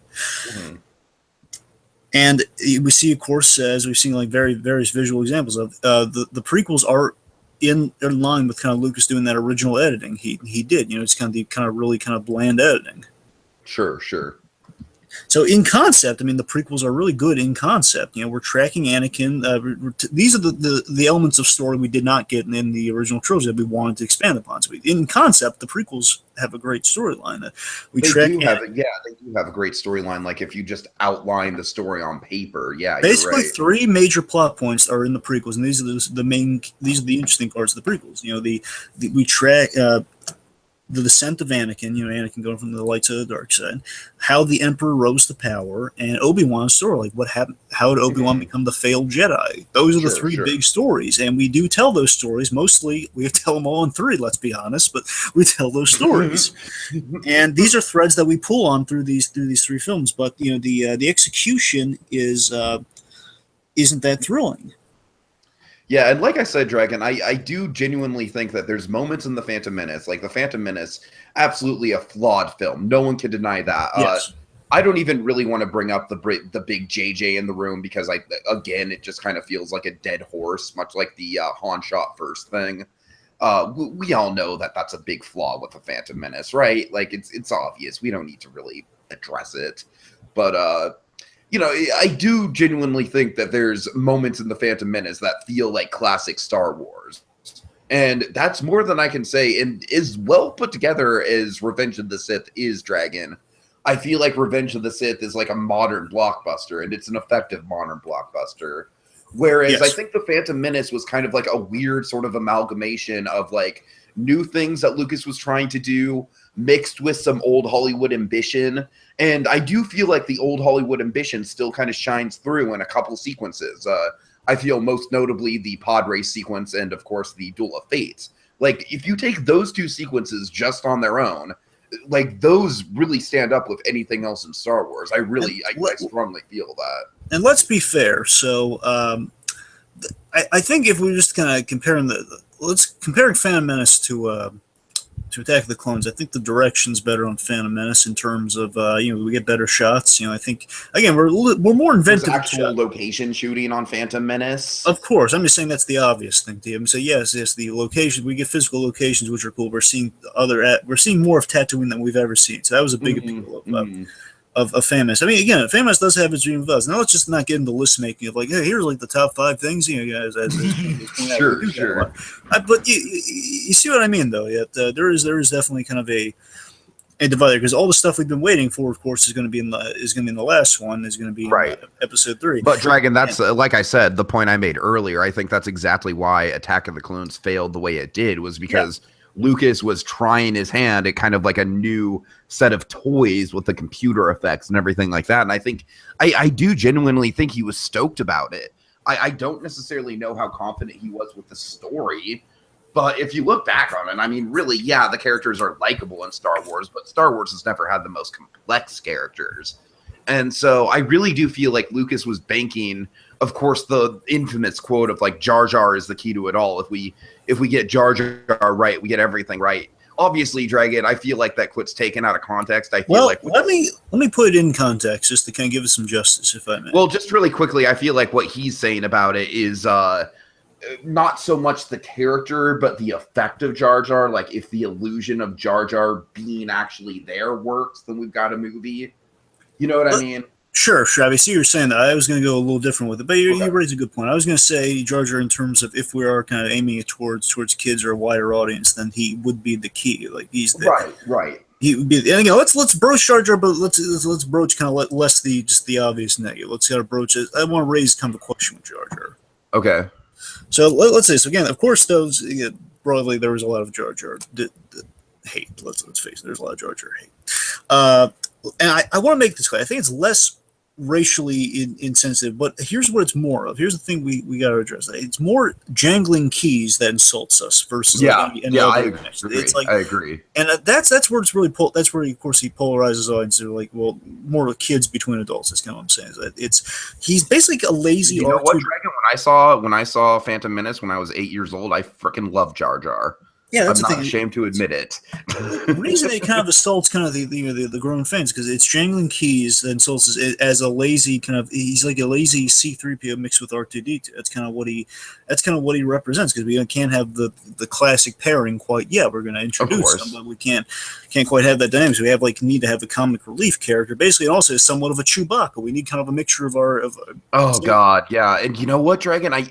Jar Jar is kind of like a really interesting sort of like what if, because I feel like if they would have followed through with the arc that George Lucas originally wanted with Jar Jar, which was to have him sort of like what we see of him, like kind of like have him become like a more disenfranchised and dark and world weary character over time, while still being forced into the clown persona, which is officially like, that's canon, like what happened to Jar Jar. Jar Jar is essentially like a court gesture to the Empire, and he's freaking miserable, but he still like is cursed to do his clown bit for eternity, even though he hates it. So I don't know, Dragon, like seeing that route or seeing like a more sort of like Han Solo type Jar Jar where he's not jokey, you know what I mean? And where he's kind of more of like the original version of Han Solo, of course, was going to be an alien. So if we saw more of that character, it's a really like I said, it's a really interesting what if, you know what I mean? Yeah. Yeah, you're right. Let me ask you this. So I think just broaching kind of like having the kids' reaction to the prequels in general, because I think the film, if the prequels are targeted towards children, it's like this. The film, basically, as far as children are concerned, there's no 18-year wait in between Star Wars films. There's no anticipation. There's no measuring it between them. Basically, it's all Star Wars to kids. That's kind of the point the documentary also makes. It's all Star Wars to kids. Like kids, we see some kids and their parents just seeing kind of like the divide is between them. Like, well, we like this better. But you're not going to tell it. You're not going to walk up to a kid and say what you like is stupid. Unless you're Simon Pegg. Simon Pegg's not afraid to do that, but My dad absolutely had that dilemma the first time we saw Phantom Menace, because I really, really like Phantom Menace the first time I walked out of the theater, and my dad was like, my kid loves Jar Jar. My kid loves Jar Jar. I failed as a parent. Exactly, pretty much. Honey, is it okay to hate my son? Oh God. I mean, look, like when I became a teenager, I very quickly turned on Jar Jar, right? It wasn't like, I'm just saying, like in the moment, the first time I saw it, I was like, oh, he's funny. He makes me laugh. Honestly, what it boils down to, the divide is, it's kind of the classic and cerebral of the originals versus the action spectacle of the prequels. And that's kind of, if the focus is on kids, that's where that divide is. Mm. We're trying to kind of just entertain more than that, but at the same time, we do kind of slow things down for plot. It's like we're trying to also play to the adults, and that's where things are really they're becoming a mixed bag. Sure. Let's see. Of course, like I said, man, I could just I could tear Attack of the Clones a new one. I just think that's a horrible movie. Like far, far, far more irredeemable than either Phantom Menace or Revenge of the Sith. So, of course, it's just in the way it's broached in the film. Of course, we have the prequel section of the film, just the big night of Phantom Menace, and onward with the prequels. Of course, prequels it's a very memorable part of the film. It's the prequel bashing and everything. Of course, you have various over the top reactions. It's where the humor is kind of coming from. And you got to remember, I think what they're broaching with that. I love how Neil Gaiman points out, fans have no say, and that's only fair. Of course, they can't tell you how you write your book and how you write your characters. Kind of like the point I'm trying to make with George's view of the Phantom Menace and what he was going for. You know what I mean? Yeah. And I like that we're addressing that. Like we basically the fans, we all kind of asked for, and I like that this is also addressing the thing. We addressed that we asked for a miracle with episode 1, which is not possible. There's no way you can experience a new hope. Mm-hmm, exactly. Going back to it, it was asking for a miracle. And this ain't going to be 1977. Yeah, I mean, let's face it. Just broadly again, like Force Awakens is kind of a different story because that's moving forward. That's not exactly fair. This is like revisiting Star Wars, and this is like again telling the long lost chapters. And I think this is the big disadvantage the prequel has. And I think this is kind of where all the prequel's just general failing is as a whole. And it's not just like going all the negative things. I'm saying broadly is that I think again, this is the way it kind of communicates in the making of stuff we see, is that George Lucas kind of casually, again, he might just be playing up for fun. It's kind of hard to tell. He's just kind of casually writing out the films, and I feel he's writing them because he feels he has to, versus he wants to tell the first 3 chapters. And I think that's like I said, I think that transition came around on Attack of the Clones, and I feel like we're kind of running in circles with this conversation a little bit, so we might want to transition soon. Okay, let me see if I can massage out the transition with a few more points. I'm sorry, I don't mean to like undermine you, but I'm just saying, like, I'm kind of going back to the same point. Like, you know, like I don't necessarily think his disenfranchisement with the storytelling came in episode 1. I think more episode 1, he was like kind of a kid in the candy store with the computer effects, and story might have taken a back seat, but he was very enthused about it still. I think episode 2 is very much where he's like, the fans don't like me, so why should I put any effort into this? I'm just gonna crap out whatever I can crap out. Right. It's briefly just kind of one of the big things about Attack of the Clones, because again we kind of scrutinized like one big thing to hit it on Attack of the Clones. It's with the CG in general. Other than the fact that Hayden Christensen is a terrible actor. Well, again, he's better in the 3rd one, but in 2 he's horrible. But my point is with the CG as a whole, which is very, very prevalent in Attack of the Clones. Most prevalent. It looks bad, man. It has not aged well at all. It has not at all. You're right. Like I think some of the stuff from Phantom Menace definitely holds up. The pod race holds up, you know, but the Attack of the Clone stuff, it just looks like a video game to me. Of course, because with Tatooine, you have like really worn down machines, so if it doesn't look fancy, you need to render it to a degree. When you render too much on like these really clean crystalline environments, then it shows. That's the problem. I feel like that was the big problem with Attack of the Clones, Dragon, is the crystalline environments and just the atmosphere. It just all felt off. You know what I mean? Like for as off as Phantom Menace might have felt, I still feel like Phantom Menace, like there was a place in the Star Wars mythology for it, and it made sense that like since this was like pre-war, that it'd be a little bit more sleek. But this, it just feels like a different universe, like even more so. It's just like it's hard, like, and of course, I still think one of the biggest middle fingers in the whole prequel trilogy is like the 50s primetime diner. You know what I mean? Like the 1950s diner. And let's say thinking with that.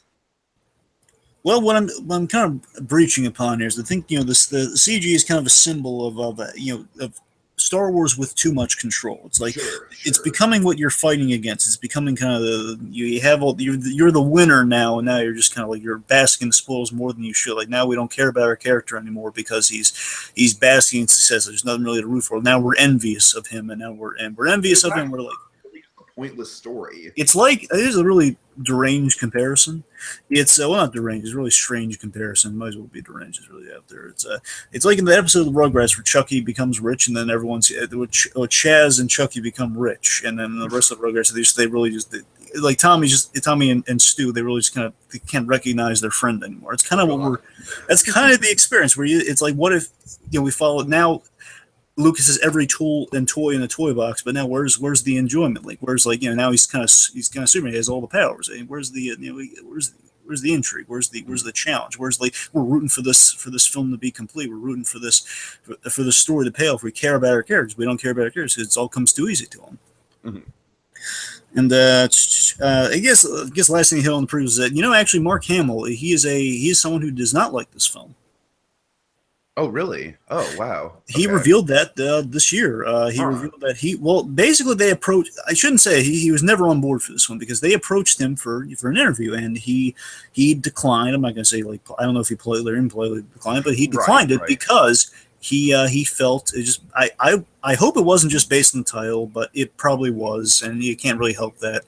It's he felt it was going to be too biased against George Lucas and the prequels, which again Mark Hamill was a defender of George Lucas and the prequels. And the prequels are their own story, I guess, and he's just kind of he's not going to outright say they're bad. He always thinks people overreact about the prequels. So I'm saying even the great and powerful Mark Hamill, he's a defender of the prequels and Lucas's character on the prequels. So we should always keep that in mind. Let's not just let's not be the cool kids and just say the prequels stink.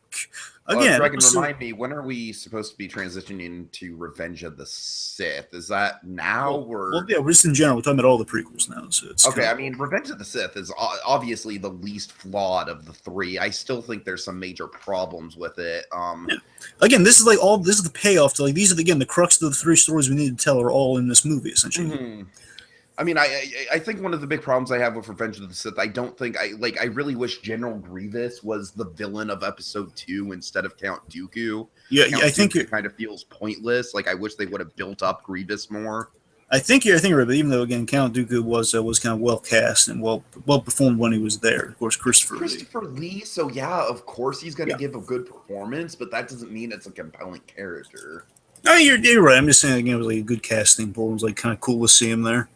Sure. But anyways, I just feel like Revenge of the Sith it's solid. For my money, it's the best of the prequels. For me, for my money, for me personally, I get the most enjoyment out of it. I still kind of way back and forth between I think Duel of Fates is probably the best overall sequence in the prequel trilogy. I understand your points on that, T. I'm just saying again, I like the pathos and with the most characterization in Sith. That's where it comes down for me. Like I won't deny that. And it's like for me, we do get closer to kind of like classic C-3PO, classic Yoda. You know what I mean? It's classic like basically Obi-Wan.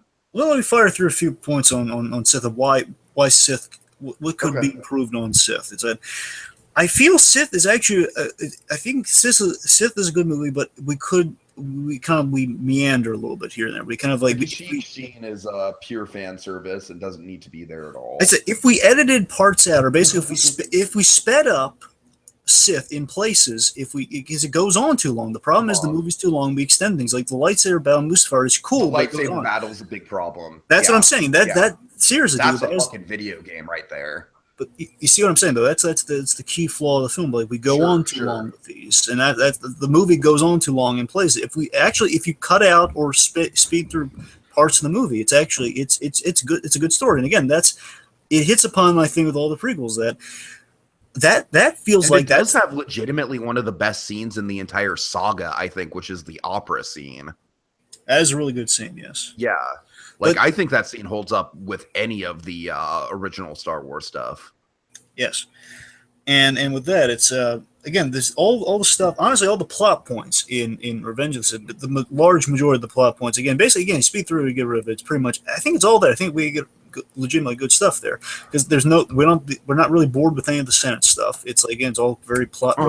So again, we have actual characters we're caring about. Anakin has a problem because he learns she's pregnant. The Jedi's frown upon that. But again, if we just kind of sped through a few, I don't know if you keep repeating. I'm just trying to get to my point is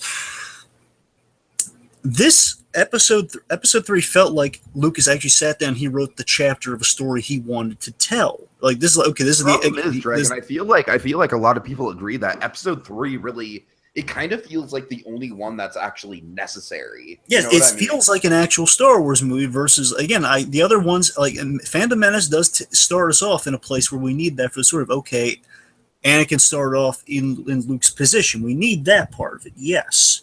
And he had a mentor. Okay, I get that he meets Obi-Wan. Okay, those are plot points that could feed into the rest of it. But again, if we made him older, like in 2, again, I don't want to get into like the what ifs. But you see what I'm saying? The other ones felt like these were filler to get us to this point. And this point, it felt like an actual kind of chapter of Lucas. All those key plot points he wanted paid off were in Sith, but everything else is like these just like things he's kind of jotted down real quick, and they were made into a movie. Like, well, I need to make a movie to like tell like the big payoff.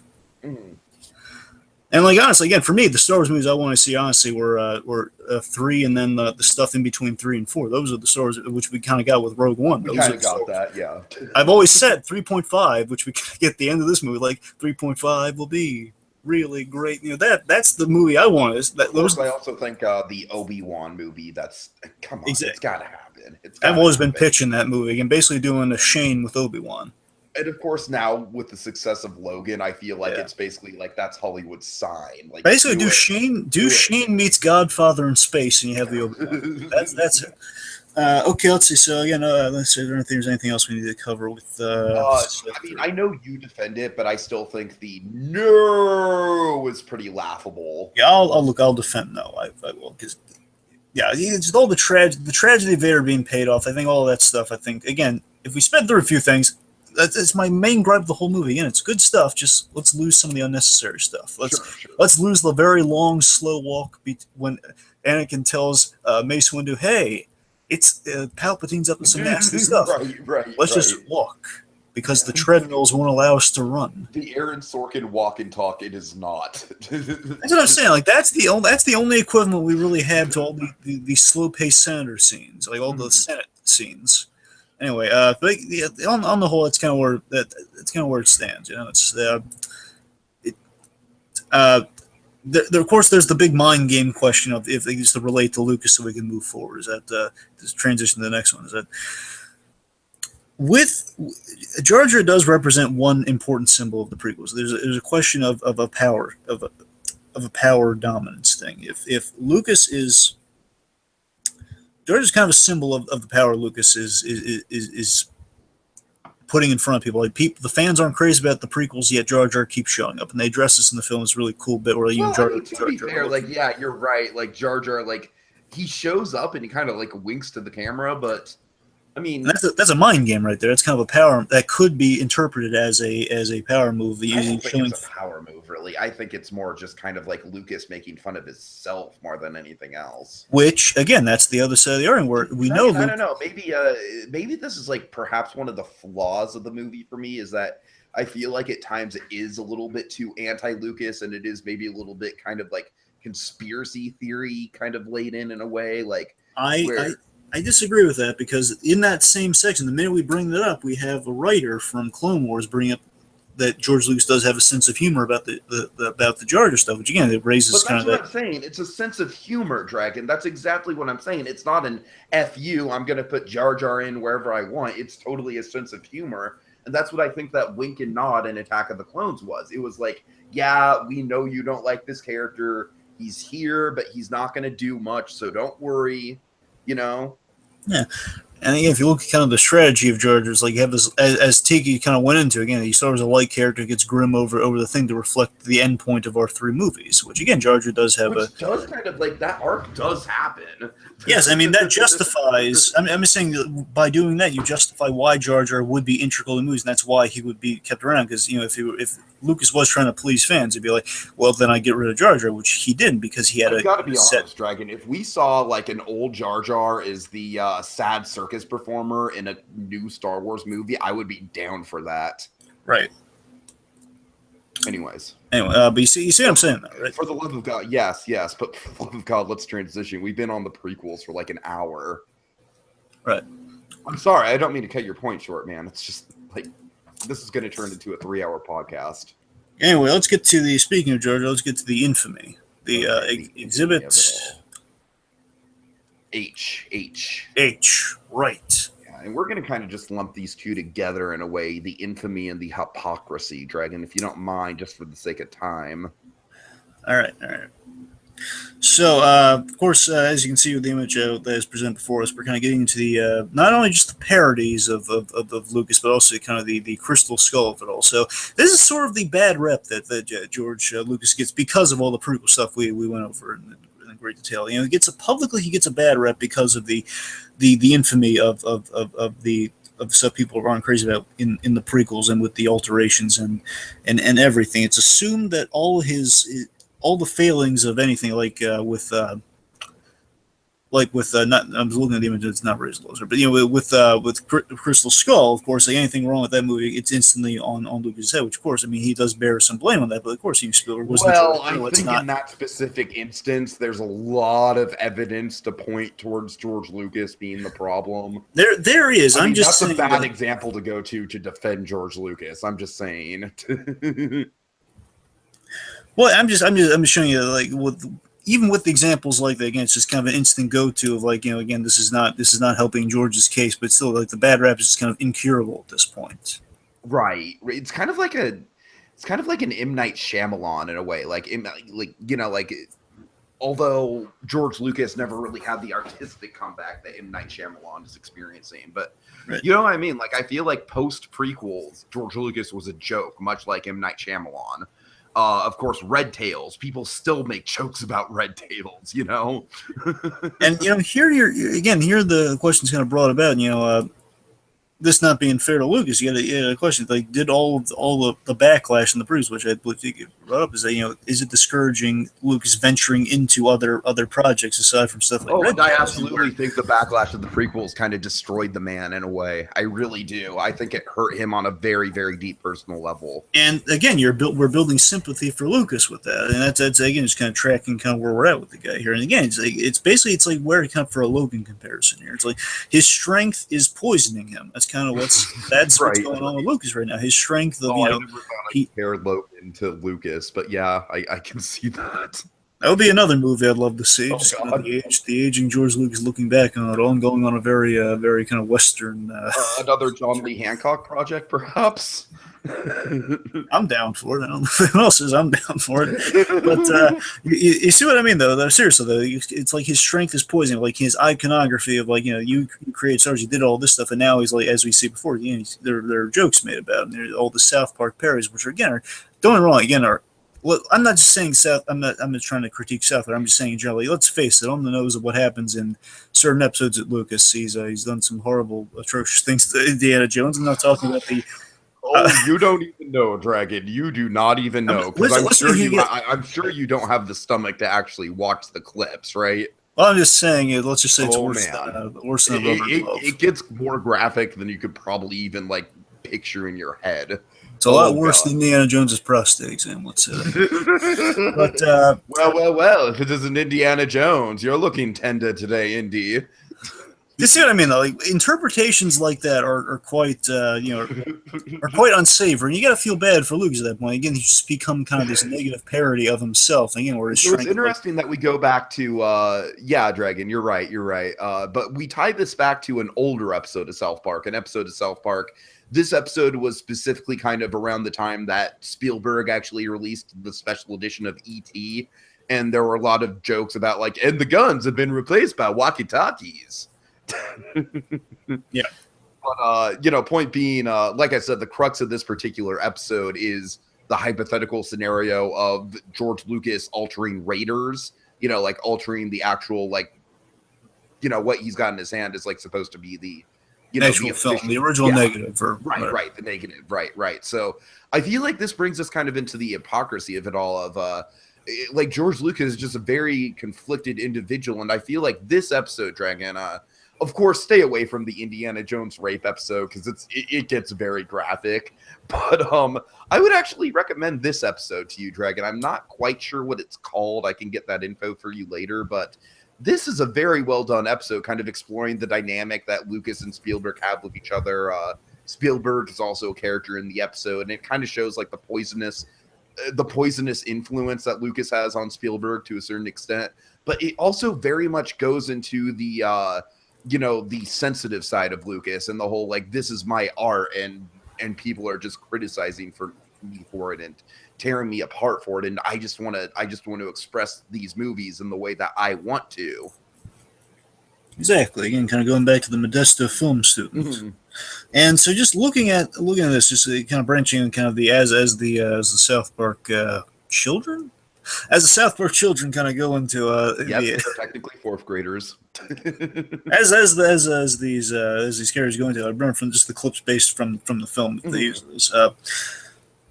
They mentioned they speak of the colorization that spoke right. So this would be a point of just kind of breaching into the 2 points of hypocrisy. Which, by the way, is something that South Park does really well. Is in general, when they tackle pop culture subjects like this, they'll directly call out hypocrisy like this. Well, I remember that South Park, from what I've heard on Family Guy commentaries, they have back when Family Guy was good. Very much. Is that South Park had a tremendous they have a tremendous turnaround. Basically, they can use the news cycle very quickly. That's kind of very. You got to keep in mind that just this past election, South Park basically had an episode ready to go where Hillary won, but then, whoops, okay, we have to go back and rewrite that. Wow. Yeah. Really? That happened? No, I'm not kidding you. Yeah, they had a whole episode in the can, and then they had to go back within, I think 24 to 48 hours and restructure the whole thing. With he who shall not be named. Okay. Yes, exactly. I'm dancing around the issue here, but anyway, back to this. So again, you're right. Yeah, you get good turnaround. So Speaking of the colors, we have kind of major points of hypocrisy with George Lucas and him kind of going back on stuff. I think it's on the breakdown here. It's kind of tracking the man into kind of tracking the trial of the guy here. So the colorization shows kind of this divide between kind of the George Lucas then and the George Lucas now. I think it's a difference in filmmaker versus hypocrisy. Personally, I feel it's that again he's a different guy now, which. He's at a different point in his life, and you had a question: is that hypocrisy? Or is that like just I said, I think the hypocrisy kind of more comes from the fan backlash than anything else, and him being overly protective of his movies. You know what I mean? Yeah, but you see what I mean. Though I think it's kind of a question of like, is it hypocrisy? But or is it an evolution? Or is he changed? Again, he kind of evolved, and he's kind of like, well, I don't feel that way anymore. But he never just kind of put that in writing. Like, I mean, honestly, I think with like a lot of stuff we're talking about, it's very much a gray area where I do think there is an inarguable. It's inarguable, Dragon, that I think there is a level of hypocrisy at play here because of the him being a very, very avid, outspoken person against the colorization of films to essentially going from that to barring. I think the big issue here with that, Dragon, is less so anything that he did with the prequels and more just, of course, the issue of him not wanting the original trilogy to get out to the public anymore. Yeah, I think in that issue, there very much is hypocrisy, but I feel like the hypocrisy is, like I said, it's very much fueled by his hurt feelings and his overprotectiveness over the thing that he made. You know what I mean? And his desire to show people the most complete version of it that he could possibly do. Right. It's like at one point, like he's the Modesta film said that wouldn't touch the films, wouldn't dream of touching or changing these classic films. And you got to wonder if it's the corporate success, that will try for the delusion, kind of I was going to say delusion of an illusion. Basically, try for the illusion that God can't bleed in this kind of this perpetual denial and kind of and self-consciousness about he's trying to erase. He's trying to pretend like it didn't happen. So they're usually kind of the Holocaust Star Wars denier comparison to film. It's kind of like that. It's kind of like he's denying that. No. It's like basically it feels less denial. Feels more like he's shrugging off. Like, yeah, there were original films, but don't watch those. Watch the new stuff. Watch the new stuff you're putting out. It's all better and stuff. Right. And that's what it feels like. Again, but at the same time, you got to imagine, like, why wouldn't he just allow the originals to be? And of course, Spielberg had it right, because we all know Spielberg, when he released the whatever it was, the 20th anniversary, I think it was, of E.T. And look at Blade Runner. It's like, God knows, there's like 4 versions of Blade Runner everyone could pick from. But you know what I mean? Like when Spielberg released that anniversary edition of E.T., he had both a disc with the special edition on it and a disc with the regular edition on it, the original version.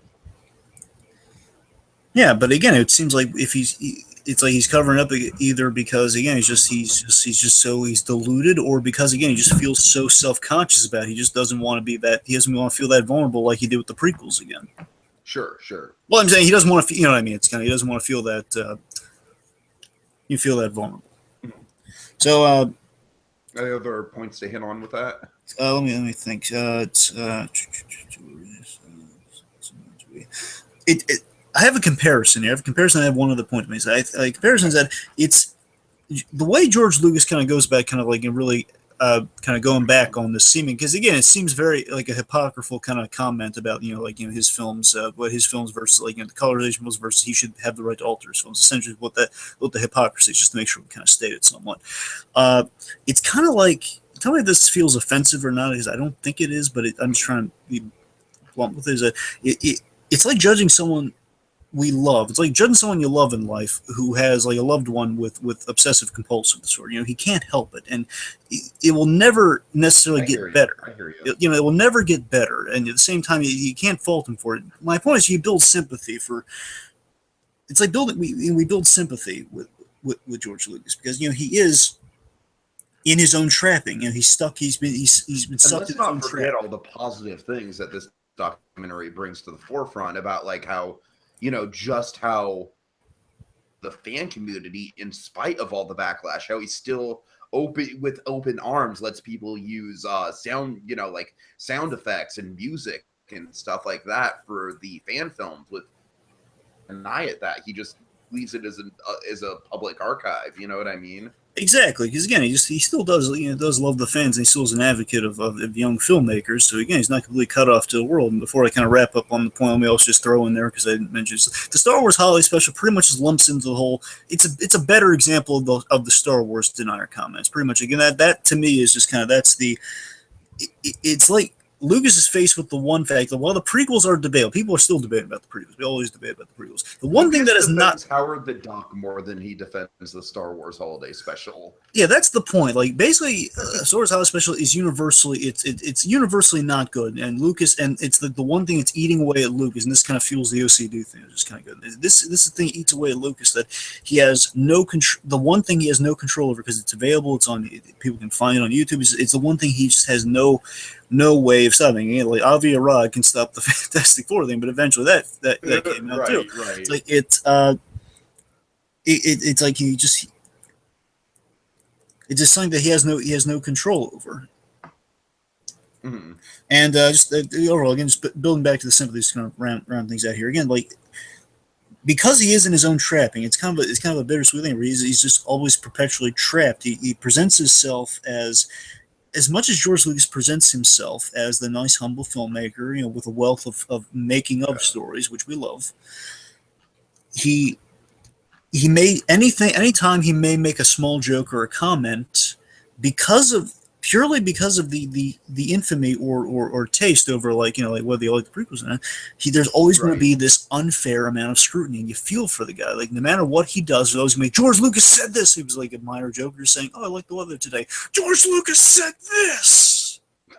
You see what I mean, though? He's just because of all this infamy and all this kind of all the debates on George Lucas, yay or nay. There for the longest time, he had to deal with that. Like anytime he goes, like the way the film opens, it opens with him going on the Jon Stewart show. He's just bombarded with like Star Wars questions. Oh, that's a really effective opening, by the way. Where it just shows George Lucas like just completely out of his element, just like. Oh God! Like he has no idea what to say, and you can see it on his face. And if you look at it on a rewatch, you look at like kind of a sadder context of like, oh, poor again. After all he's been through, it's like again he's there to talk about a book that's not about Star Wars, or at least I don't know if it's not about Star Wars. His point is he's there to talk about a book, and it's nothing but.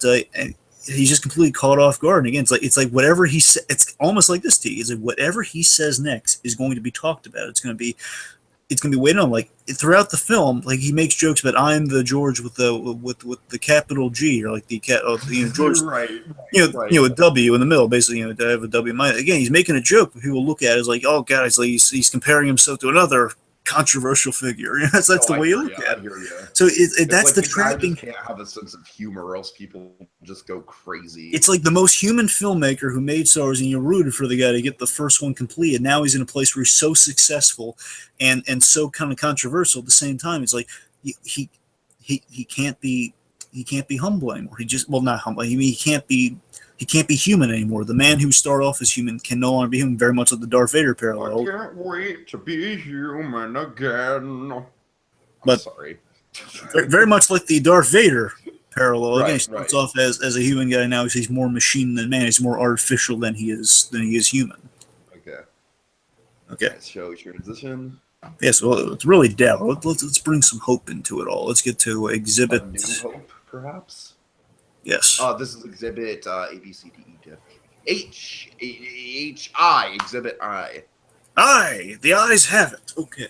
I swear to God, folks, my parents taught me the alphabet.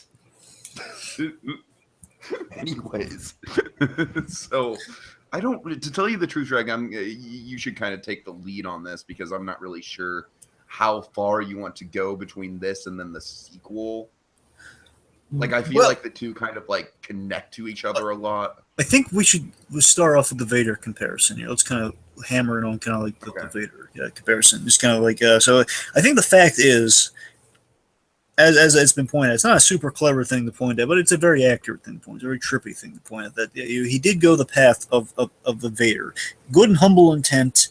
Didn't know he was going down kind of this somewhat hypocritical. More unfortunate than hypocritical. The unfortunate path that he has gone down, again, starting off in just kind of the highest of highs, and just kind of going off into, like, he went so high he went past the moon into the darkness. Sure. It's this. this iconic.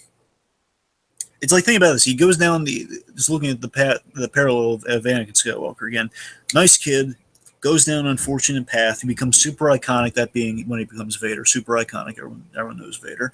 And deep down, under the infamy, under the conflicted views, he's still a guy who was Joseph Campbell's finest student, who likes movies, cars, and making things, just in general making things, translating mythology for the next generation. Of course, I want to hammer on my favorite part of the film. It's probably my favorite part of the film, just that comparison, this beautiful comparison about what George Lucas is of.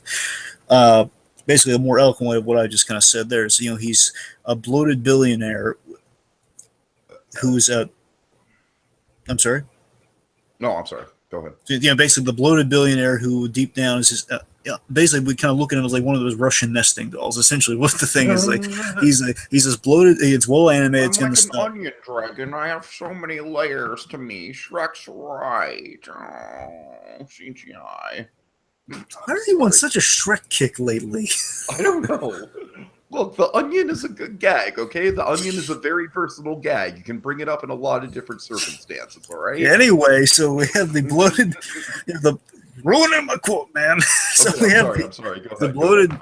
bloated billionaire who underneath is an idealistic hippie, who underneath is the kind of the outsider kid in his garage putting together motors, all inside this Death Star corporation that at the end of the day, all of them fighting out. You're going to hope that kid comes out of it okay. And again, that's essentially that's what Lucas is. Deep down, he's still that filmmaker. At the same time, though, he's all these other things. Yeah, it's very, like I said, Dragon, the documentary's got this very fascinating perspective of kind of telling the story, and you're right, absolutely kind of hammering in the Darth Vader point, like his journey mirroring Darth Vader and everything like that. And at the end of the day, you really do feel for this guy, because this guy kind of like, he lost his way somewhere along the road, and the fan backlash, Dragon, like I said, in spite of the fact that he's never lost faith in the fans lost faith in him. I think that's a big tragedy in it. You know what I mean? It is. And at the same time, though, I think just the way things worked out now would be that, he's had his Vader kind of burning on the pyre moment, so he has kind of ascended into the Force. He's now a Force ghost. Sure. He is. And what it boils down with Luke is that, we all, there's always a love-hate, something going on with Lucas. Now it's more than a love, because now we have less reasons to hate him. But again, it's like now let's be honest, man. The man fucking created modern day storytelling. I'm saying in the grand scheme it'd be ridiculous to hate him. I'm just addressing kind of the. I don't feel that way. I'm just saying that everyone has like a love-hate they lose. Basically, a love-disdain thing. Like, I'm not crazy about the choices he's made, but again, the love's always going to trump the day, and that's the formula the movie follows too. That at the end of the day, again, we end on hope. We end on hope for a very important reason. And I think that they were kind of criticized by some foreign film festivals. Like, they like the down endings, and it was mentioned that why'd you have to end on hope? And again, they champion the hope ending, and I think that was a very smart choice on the filmmaker's part. I do too, and honestly, because it's Star Wars, man. Come on, it ties together, right? Thematically, you got to go with that angle. And of course, they address the whole kind of the gag that does give him a really cool song in the movie, but still at the same time, it's a yes. No, I'm just saying the gag. Yeah. Yes, the gag, or it's the George Lucas raped my childhood. The song. And of course, the straightforward answer is no. He didn't violate it. He did not violate our childhood. One of my favorite quotes in the movie is like, like if some metaphorical version of George Lucas met up with some metaphorical version of my childhood, it would be the most sweet and consensual lovemaking possible. Yeah, I tell you, that sounds kind of nice. I love that quote. It's like this: he didn't violate it, but he did tinker with it. He didn't make an inferior backstory. Let's face it, he made an inferior backstory, but the whole is still intact. Sure. It's still intact. We're all happy, and we need, and the message with all that is like, we need to look in, while going backwards backfire. We need to look toward the future if there's one to be had. Again, at this time, we did not know there was one to be had, but you know what I mean. If there was one to be had, you have to look forward. And of course, we have a great line by someone saying, I wonder if his son's going to kill him, make his ghost say, "I'm sorry."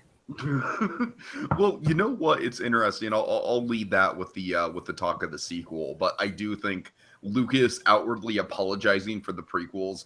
I've said this before, and I'll say it again, Dragon. That would basically be like the geek culture equivalent of the Frost Nixon. I know you were gonna. I had that in one of my. We'll get there. We'll get there. Okay. Oh boy, we'll get there. We'll get there. All right. Put a pin in. Let's see. I want to make sure we get anything else. Yeah. Can we jump ahead a little bit to Celebration? Because I feel like that moment that happened this year at Celebration is a good place to end on with the whole theme. Well, I want to make sure I have a few things I want to address before we get there. Can I build to it a little? Yeah, but just again, we're kind of going a little long on this, so quickly. Okay.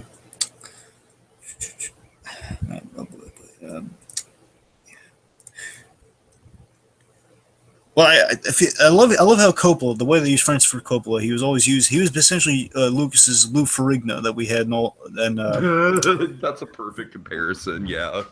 In I Am Your Father, exactly. He used archival footage of Coppola because Coppola, one of Lucas's friends, and he's always his champion, saying nothing's going to compare to the filmmaker that George Lucas is, the filmmaker he knew. Of course. Yeah.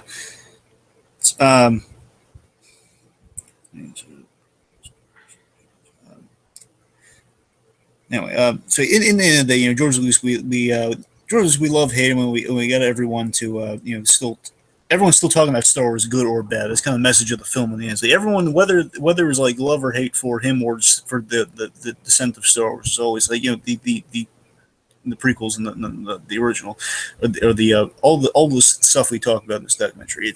It's still talked about, in Star Wars, good or bad, it still has an impact, and that's all because of Lucas and the crazy ride that he's taking us on, the ups and downs. It's still, I just love that it boils down with the hope. We have like these sweet, kind of ridiculous but sweet, really great moments where it's like the "We love you, Uncle George" moment. That's really it's. Right. It's silly, but it's coming from a sweet place. Of course, the Reverend, I think he's a Reverend of some sort of, maybe a fictional church or something. The point is, the guy in the robes with the high voice is saying at the end, the whole 3.5, and we eventually got 3.9. So it's all kind of self-fulfills. Okay, so I think I'm going to go ahead and transition here, and we'll get into the Celebration moment as we talk about the sequel. But let's talk about the sequel, Dragon, and what a good poster this is. This isn't official, is it? Well, to be honest, there's unfortunately only like a website or two that talks about the sequel being made. So unfortunately, I believe this is one of those things where it's like we'd love it to happen, and they said they want to do it, but it's one of the things like they claim to have been working on it since 2014. So that's it's also one of the projects that I'm kind of worried about, in terms of like, is it actually going to see the light of day? Yeah, I would love it to. Well, I have ideas for like 2 and 3. For 2 and 3. Okay. Well, can we focus on the 2 here? I know. I'm just gonna briefly. You're gonna love 3. 3 is the one that kind of hits upon some of the stuff you're bringing up. But okay, seriously though. So, but yeah, sequel. They've talked about. They said in 2014 we're gonna make it. And this, I believe, this is fan made. Initially, I thought it was real, but I think it's actually fan made because again, we can't get any. It'd be a great poster, though. It would be. It's excellent. Because again, it's the kind of in the Jake Lloyd pose from the Blu-ray set. Of course. So, again, first and foremost, I hope it's still being made. Again, I hope that they're taking their time and waiting. Like John Schnepp kind of took his time with, with the Death of Superman Lives. Like that went like almost a year and a half, 2 years over his initial production schedule, but it very much paid off. My hope is that they waited for Force Awakens to come in, and that's why it's taken so long. So basically, the year afterwards, they've been making in 2016, and then they'll come out. If not this year, then next year. I think if we don't get it by 2018, I don't think we're getting it. That's honestly what I'm feeling. Right. Otherwise, again, unfortunately, I think it's going to be good. But anyway, so in general, what they should do too. I've always had this idea in mind for a sequel.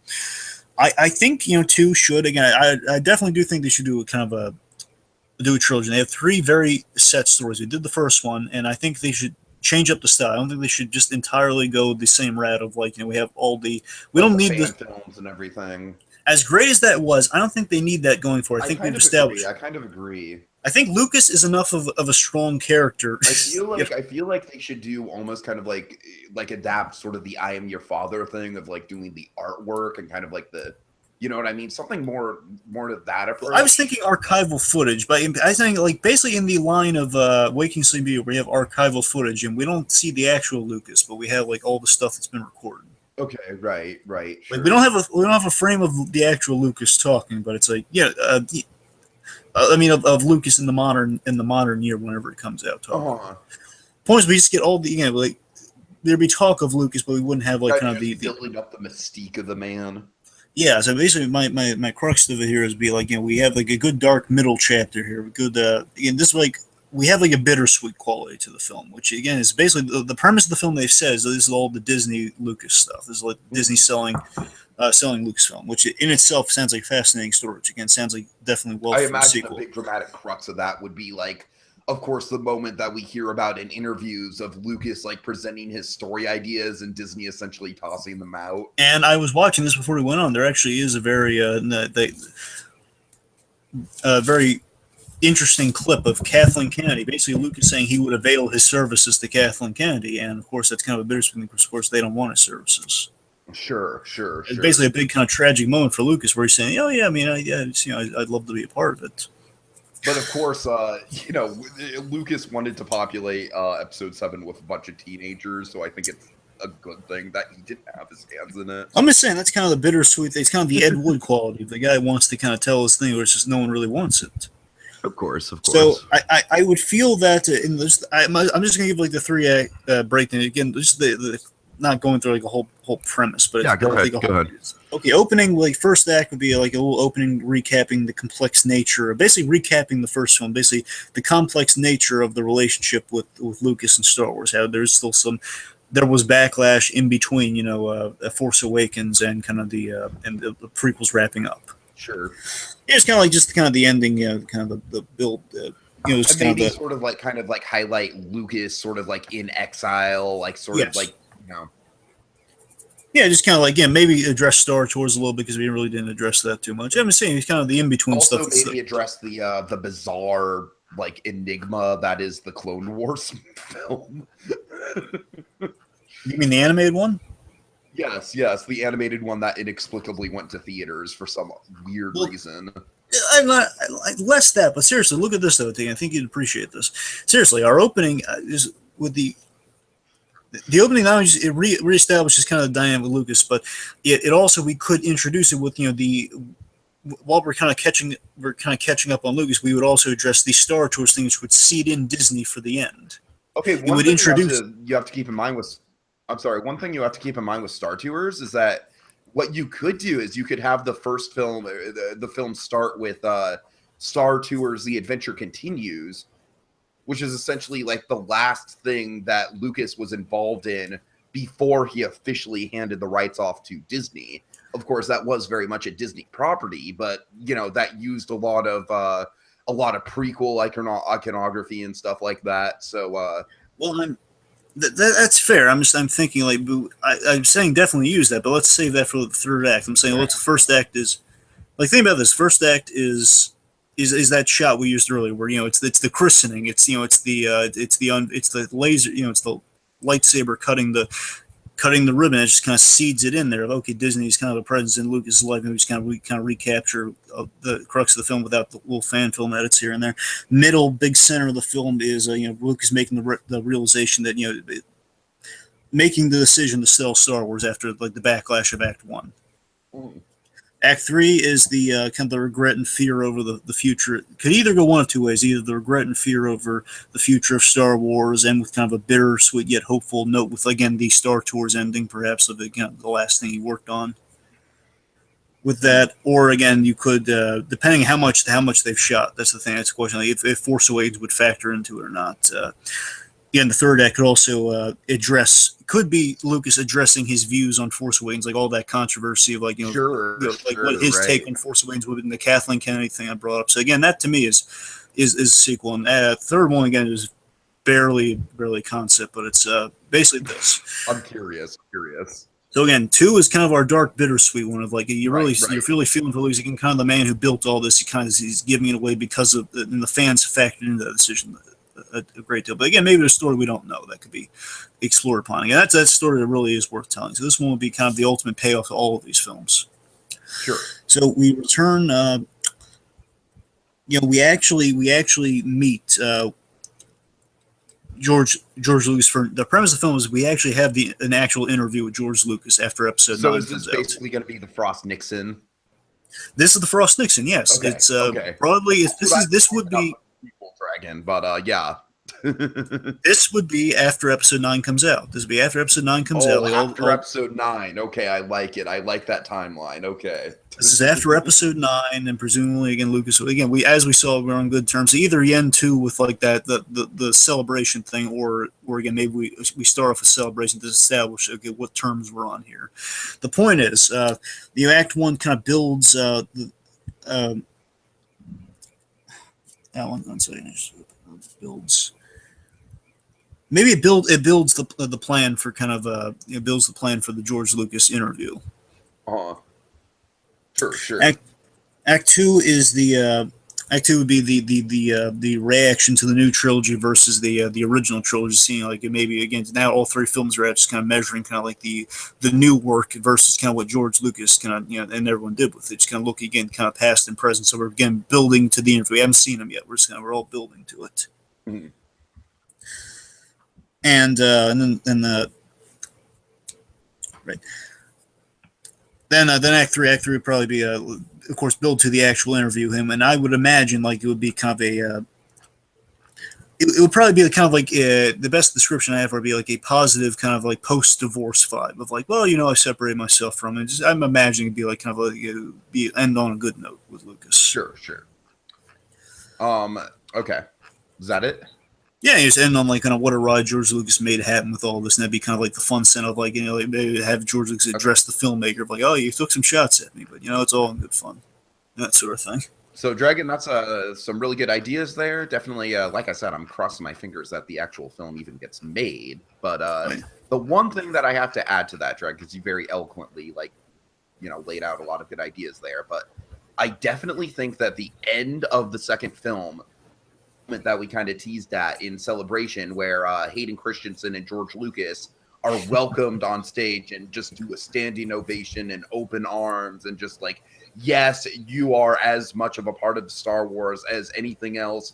We welcome you. We embrace you. Thank you. You know what I mean? Either we talked about this on the record or not, but I remember we brought this up that this would have been like a decent thing to work into People versus George Lucas. I'm pretty sure it was off the record, but yeah, I'm sure we brought it up. Yeah. Yeah, you're right, though. That would be the perfect way to end it. I'm saying, given all this time we've given to it, yeah, it would be perfect to end it on that note again. Just kind of, ending on it's bittersweet, but again, it has like a sweetness at the end of it. All right, so Dragon, we have gone through all the exhibits. I think. Do you think it's finally time to make a verdict? Yes, the jury has come back, and it's time to. This has been a journey, man. This has been a marathon of podcasting tonight. But let's get now, Tiki, think about it. The man's life. Well, not really his life. The man's reputation is in your hands. So it's time to give a verdict. So let me list the charges first. Okay. I'm excited to hear this. Go ahead. Here's what I've kind of seemingly just going through the evidence. What the majority of the charges are against Lucas: perjury, forgery, profiteering,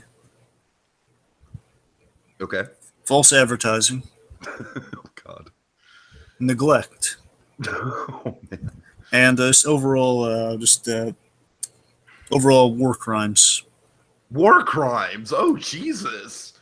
Star Wars crimes. I'm like, wow, that escalated quickly. Just general war crimes. It's kind of the general Star. Okay. Get it? So, crimes against Star Wars. I mean, I think throughout this whole conversation, I've been a little bit more lenient about some of the flaws, like the prequels. I very much defended Phantom Menace, so.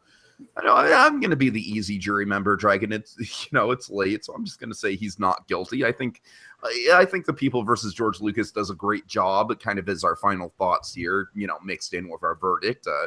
I think the movie does a great job of laying out that evidence, like you said, laying out those verdicts, laying out the convictions. But I also think it does a good job of explaining Lucas's side of the story, which is honestly, Dragon, like you said, if Mark Hamill just pass this down based on the title and be understandable, but it's also I think Like, he would have. I essentially, think he would actually would have liked it because it actually kind of showed both sides. basically, I understand him not wanting to be in the movie, but I just hope that he's seen the film and kind of like, you know, like acknowledges that it's not like this slander on Lucas that he kind of probably thought it was. You know, because I really do think it's a very multi-layered look at the man, both from the fan perspective of him, and also kind of like, you know, creating the narrative of his life and how, you know, of course, it's all very speculative until we can actually get that coveted Frost Nixon-esque interview with him. But, you know, just kind of speculating on how he felt about it, what his motives are and everything. And I got to say, Dragon, I think at the end of the day, he's more of just an artist who got mixed up and overwhelmed. And for that reason, I'm going to lay down the not guilty verdict. Well, for me, you know, it's going to be somewhat of the OJ verdict, but I'm going to swing wild there. I'm going to say not guilty as well. Okay. Because look, end of the day, well, for all the charges, I mean, again, as we've kind of gone through, I think he's innocent of all the charges. Otherwise, would have stuck him with at least one of them. But no, I mean, again, false advertising. Well, people, again, the intention of how it's perceived. That's not false advertising. That's, again, he's advertising it as is. Neglect. Well, I mean, yeah, we have kind of some things have been kind of left by the wayside, sure. But again, it's, I mean, he still cares about it. Star Wars is still kind of on his priorities list. So again, you can't necessarily neglect. Mm-hmm. General war crimes is kind of a broad category, so let's just say, you know, let's let him off on that one. Perjury and forgery. Well, I'm just saying perjury in that he's lied about things. So again, technically he hasn't lied, but I'm saying these are all charges that are technically that he technically would have been reasonably accused of. But you know what? You know, I mean, at the end of the day, it's like all had the best of intentions behind all of it. That's kind of where I'm coming down on all of it. Sure. I know, not super objective, but they don't pay me. I'm a jury member. So we're lazy jurors. We're just kind of speaking with our hearts. Yeah. Okay. I'm sure, Tiki, if you saw OJ Made in America, you would appreciate this a lot more. I gotta tell you. Believe me, Dragon, it's on my must list. Okay, I'm really looking for go ahead. Anyway, so my final thought. I'm just saying that was my verdict. Yeah. So my final thoughts. End of the day, you know, the good outweighs the bad always. No matter what questionable stuff George Lucas has done, that's the fact you have to consider always. Again, he gave us all the good stuff. You got to let me go for the rest of it. He did all that. He gave us Star Wars, and again, Star Wars is shaped so much. We don't have Guardians of the Galaxy without Star Wars. Let's face it. We don't have the movie that exists as Guardians. I'm saying I don't think we get away with less creating Guardians of the Galaxy. More, we don't get Guardians of the Galaxy realized as a film without Star Wars. Let's face it. And it's a great personal and I believe fair view of George Lucas. It's informative. The only gripes I have is that we leave out a few things, like we leave out Red Letter. I mean, they're in it, I know, but I'm just saying Red Letter Media has more of a presence because they are kind of like the de facto voices of the prequel crowd. I think that's what I'm saying. I'm just saying, like, you know, it's like it's the short film they did is in it, but you know, Plinkett himself, the guy, Mr. Plinkett, in no way appears like any. How awesome would it be if they interviewed him as Plinkett? That would have been amazing. But again, that's stuff we don't get. Also, Kevin Smith was left out, and I do feel that's a bit of a it's a missed opportunity to say the least. I think that's less of a missed opportunity and more. He is literally the easiest person to interview. Tiki. He will talk to anyone. Why haven't we had him on our show yet? Then, if he's so easy to get a hold of. I'm sorry. He's so easy to get a hold of, then send an email his way. I mean, he's easy. If you approach him, he is easy to get a hold of. Okay. All right? If you walk up and approach him. All right, fair enough. You want to go to Jersey? Be my guest. Okay. West Jersey. You want to go to Los Angeles? You're closer. Do it. Well, maybe I'll just stop in on a Hollywood Babylon recording when I'm in LA in October. Maybe I'll just do that, mister. I don't think you have the grapes for it, to be honest. I think you're gonna get up to the door, you're about to knock. I can't do it. Anyway, so on the whole, great film. Again, it's very well done. Just make sure we talk about in the last moments here again. Just wonderful way of presenting a documentary. Again, I think it's a fair view. We get 2 positives, 2 negatives. It's quite an even kind of viewing of kind of like Lucas's career. Again, kind of it sandwiches itself quite nicely, and again, it's very insightful view on Lucas, good and bad. And at the end, again, just you gotta love the guy. Okay, well, folks, thanks for sticking with that with us. This ended up being a very in-depth conversation, very engaging, Dragon. I think we had a lot of good points, both of us. Hope I was able to keep up because you definitely made some very compelling arguments along the way. And thank you all for joining us on our May the 4th celebration. And until next time, Dragon, say it with me. May the 4th be with you. And George called me, and he was like, hey, then I need you to be Legolas. And I was like, what?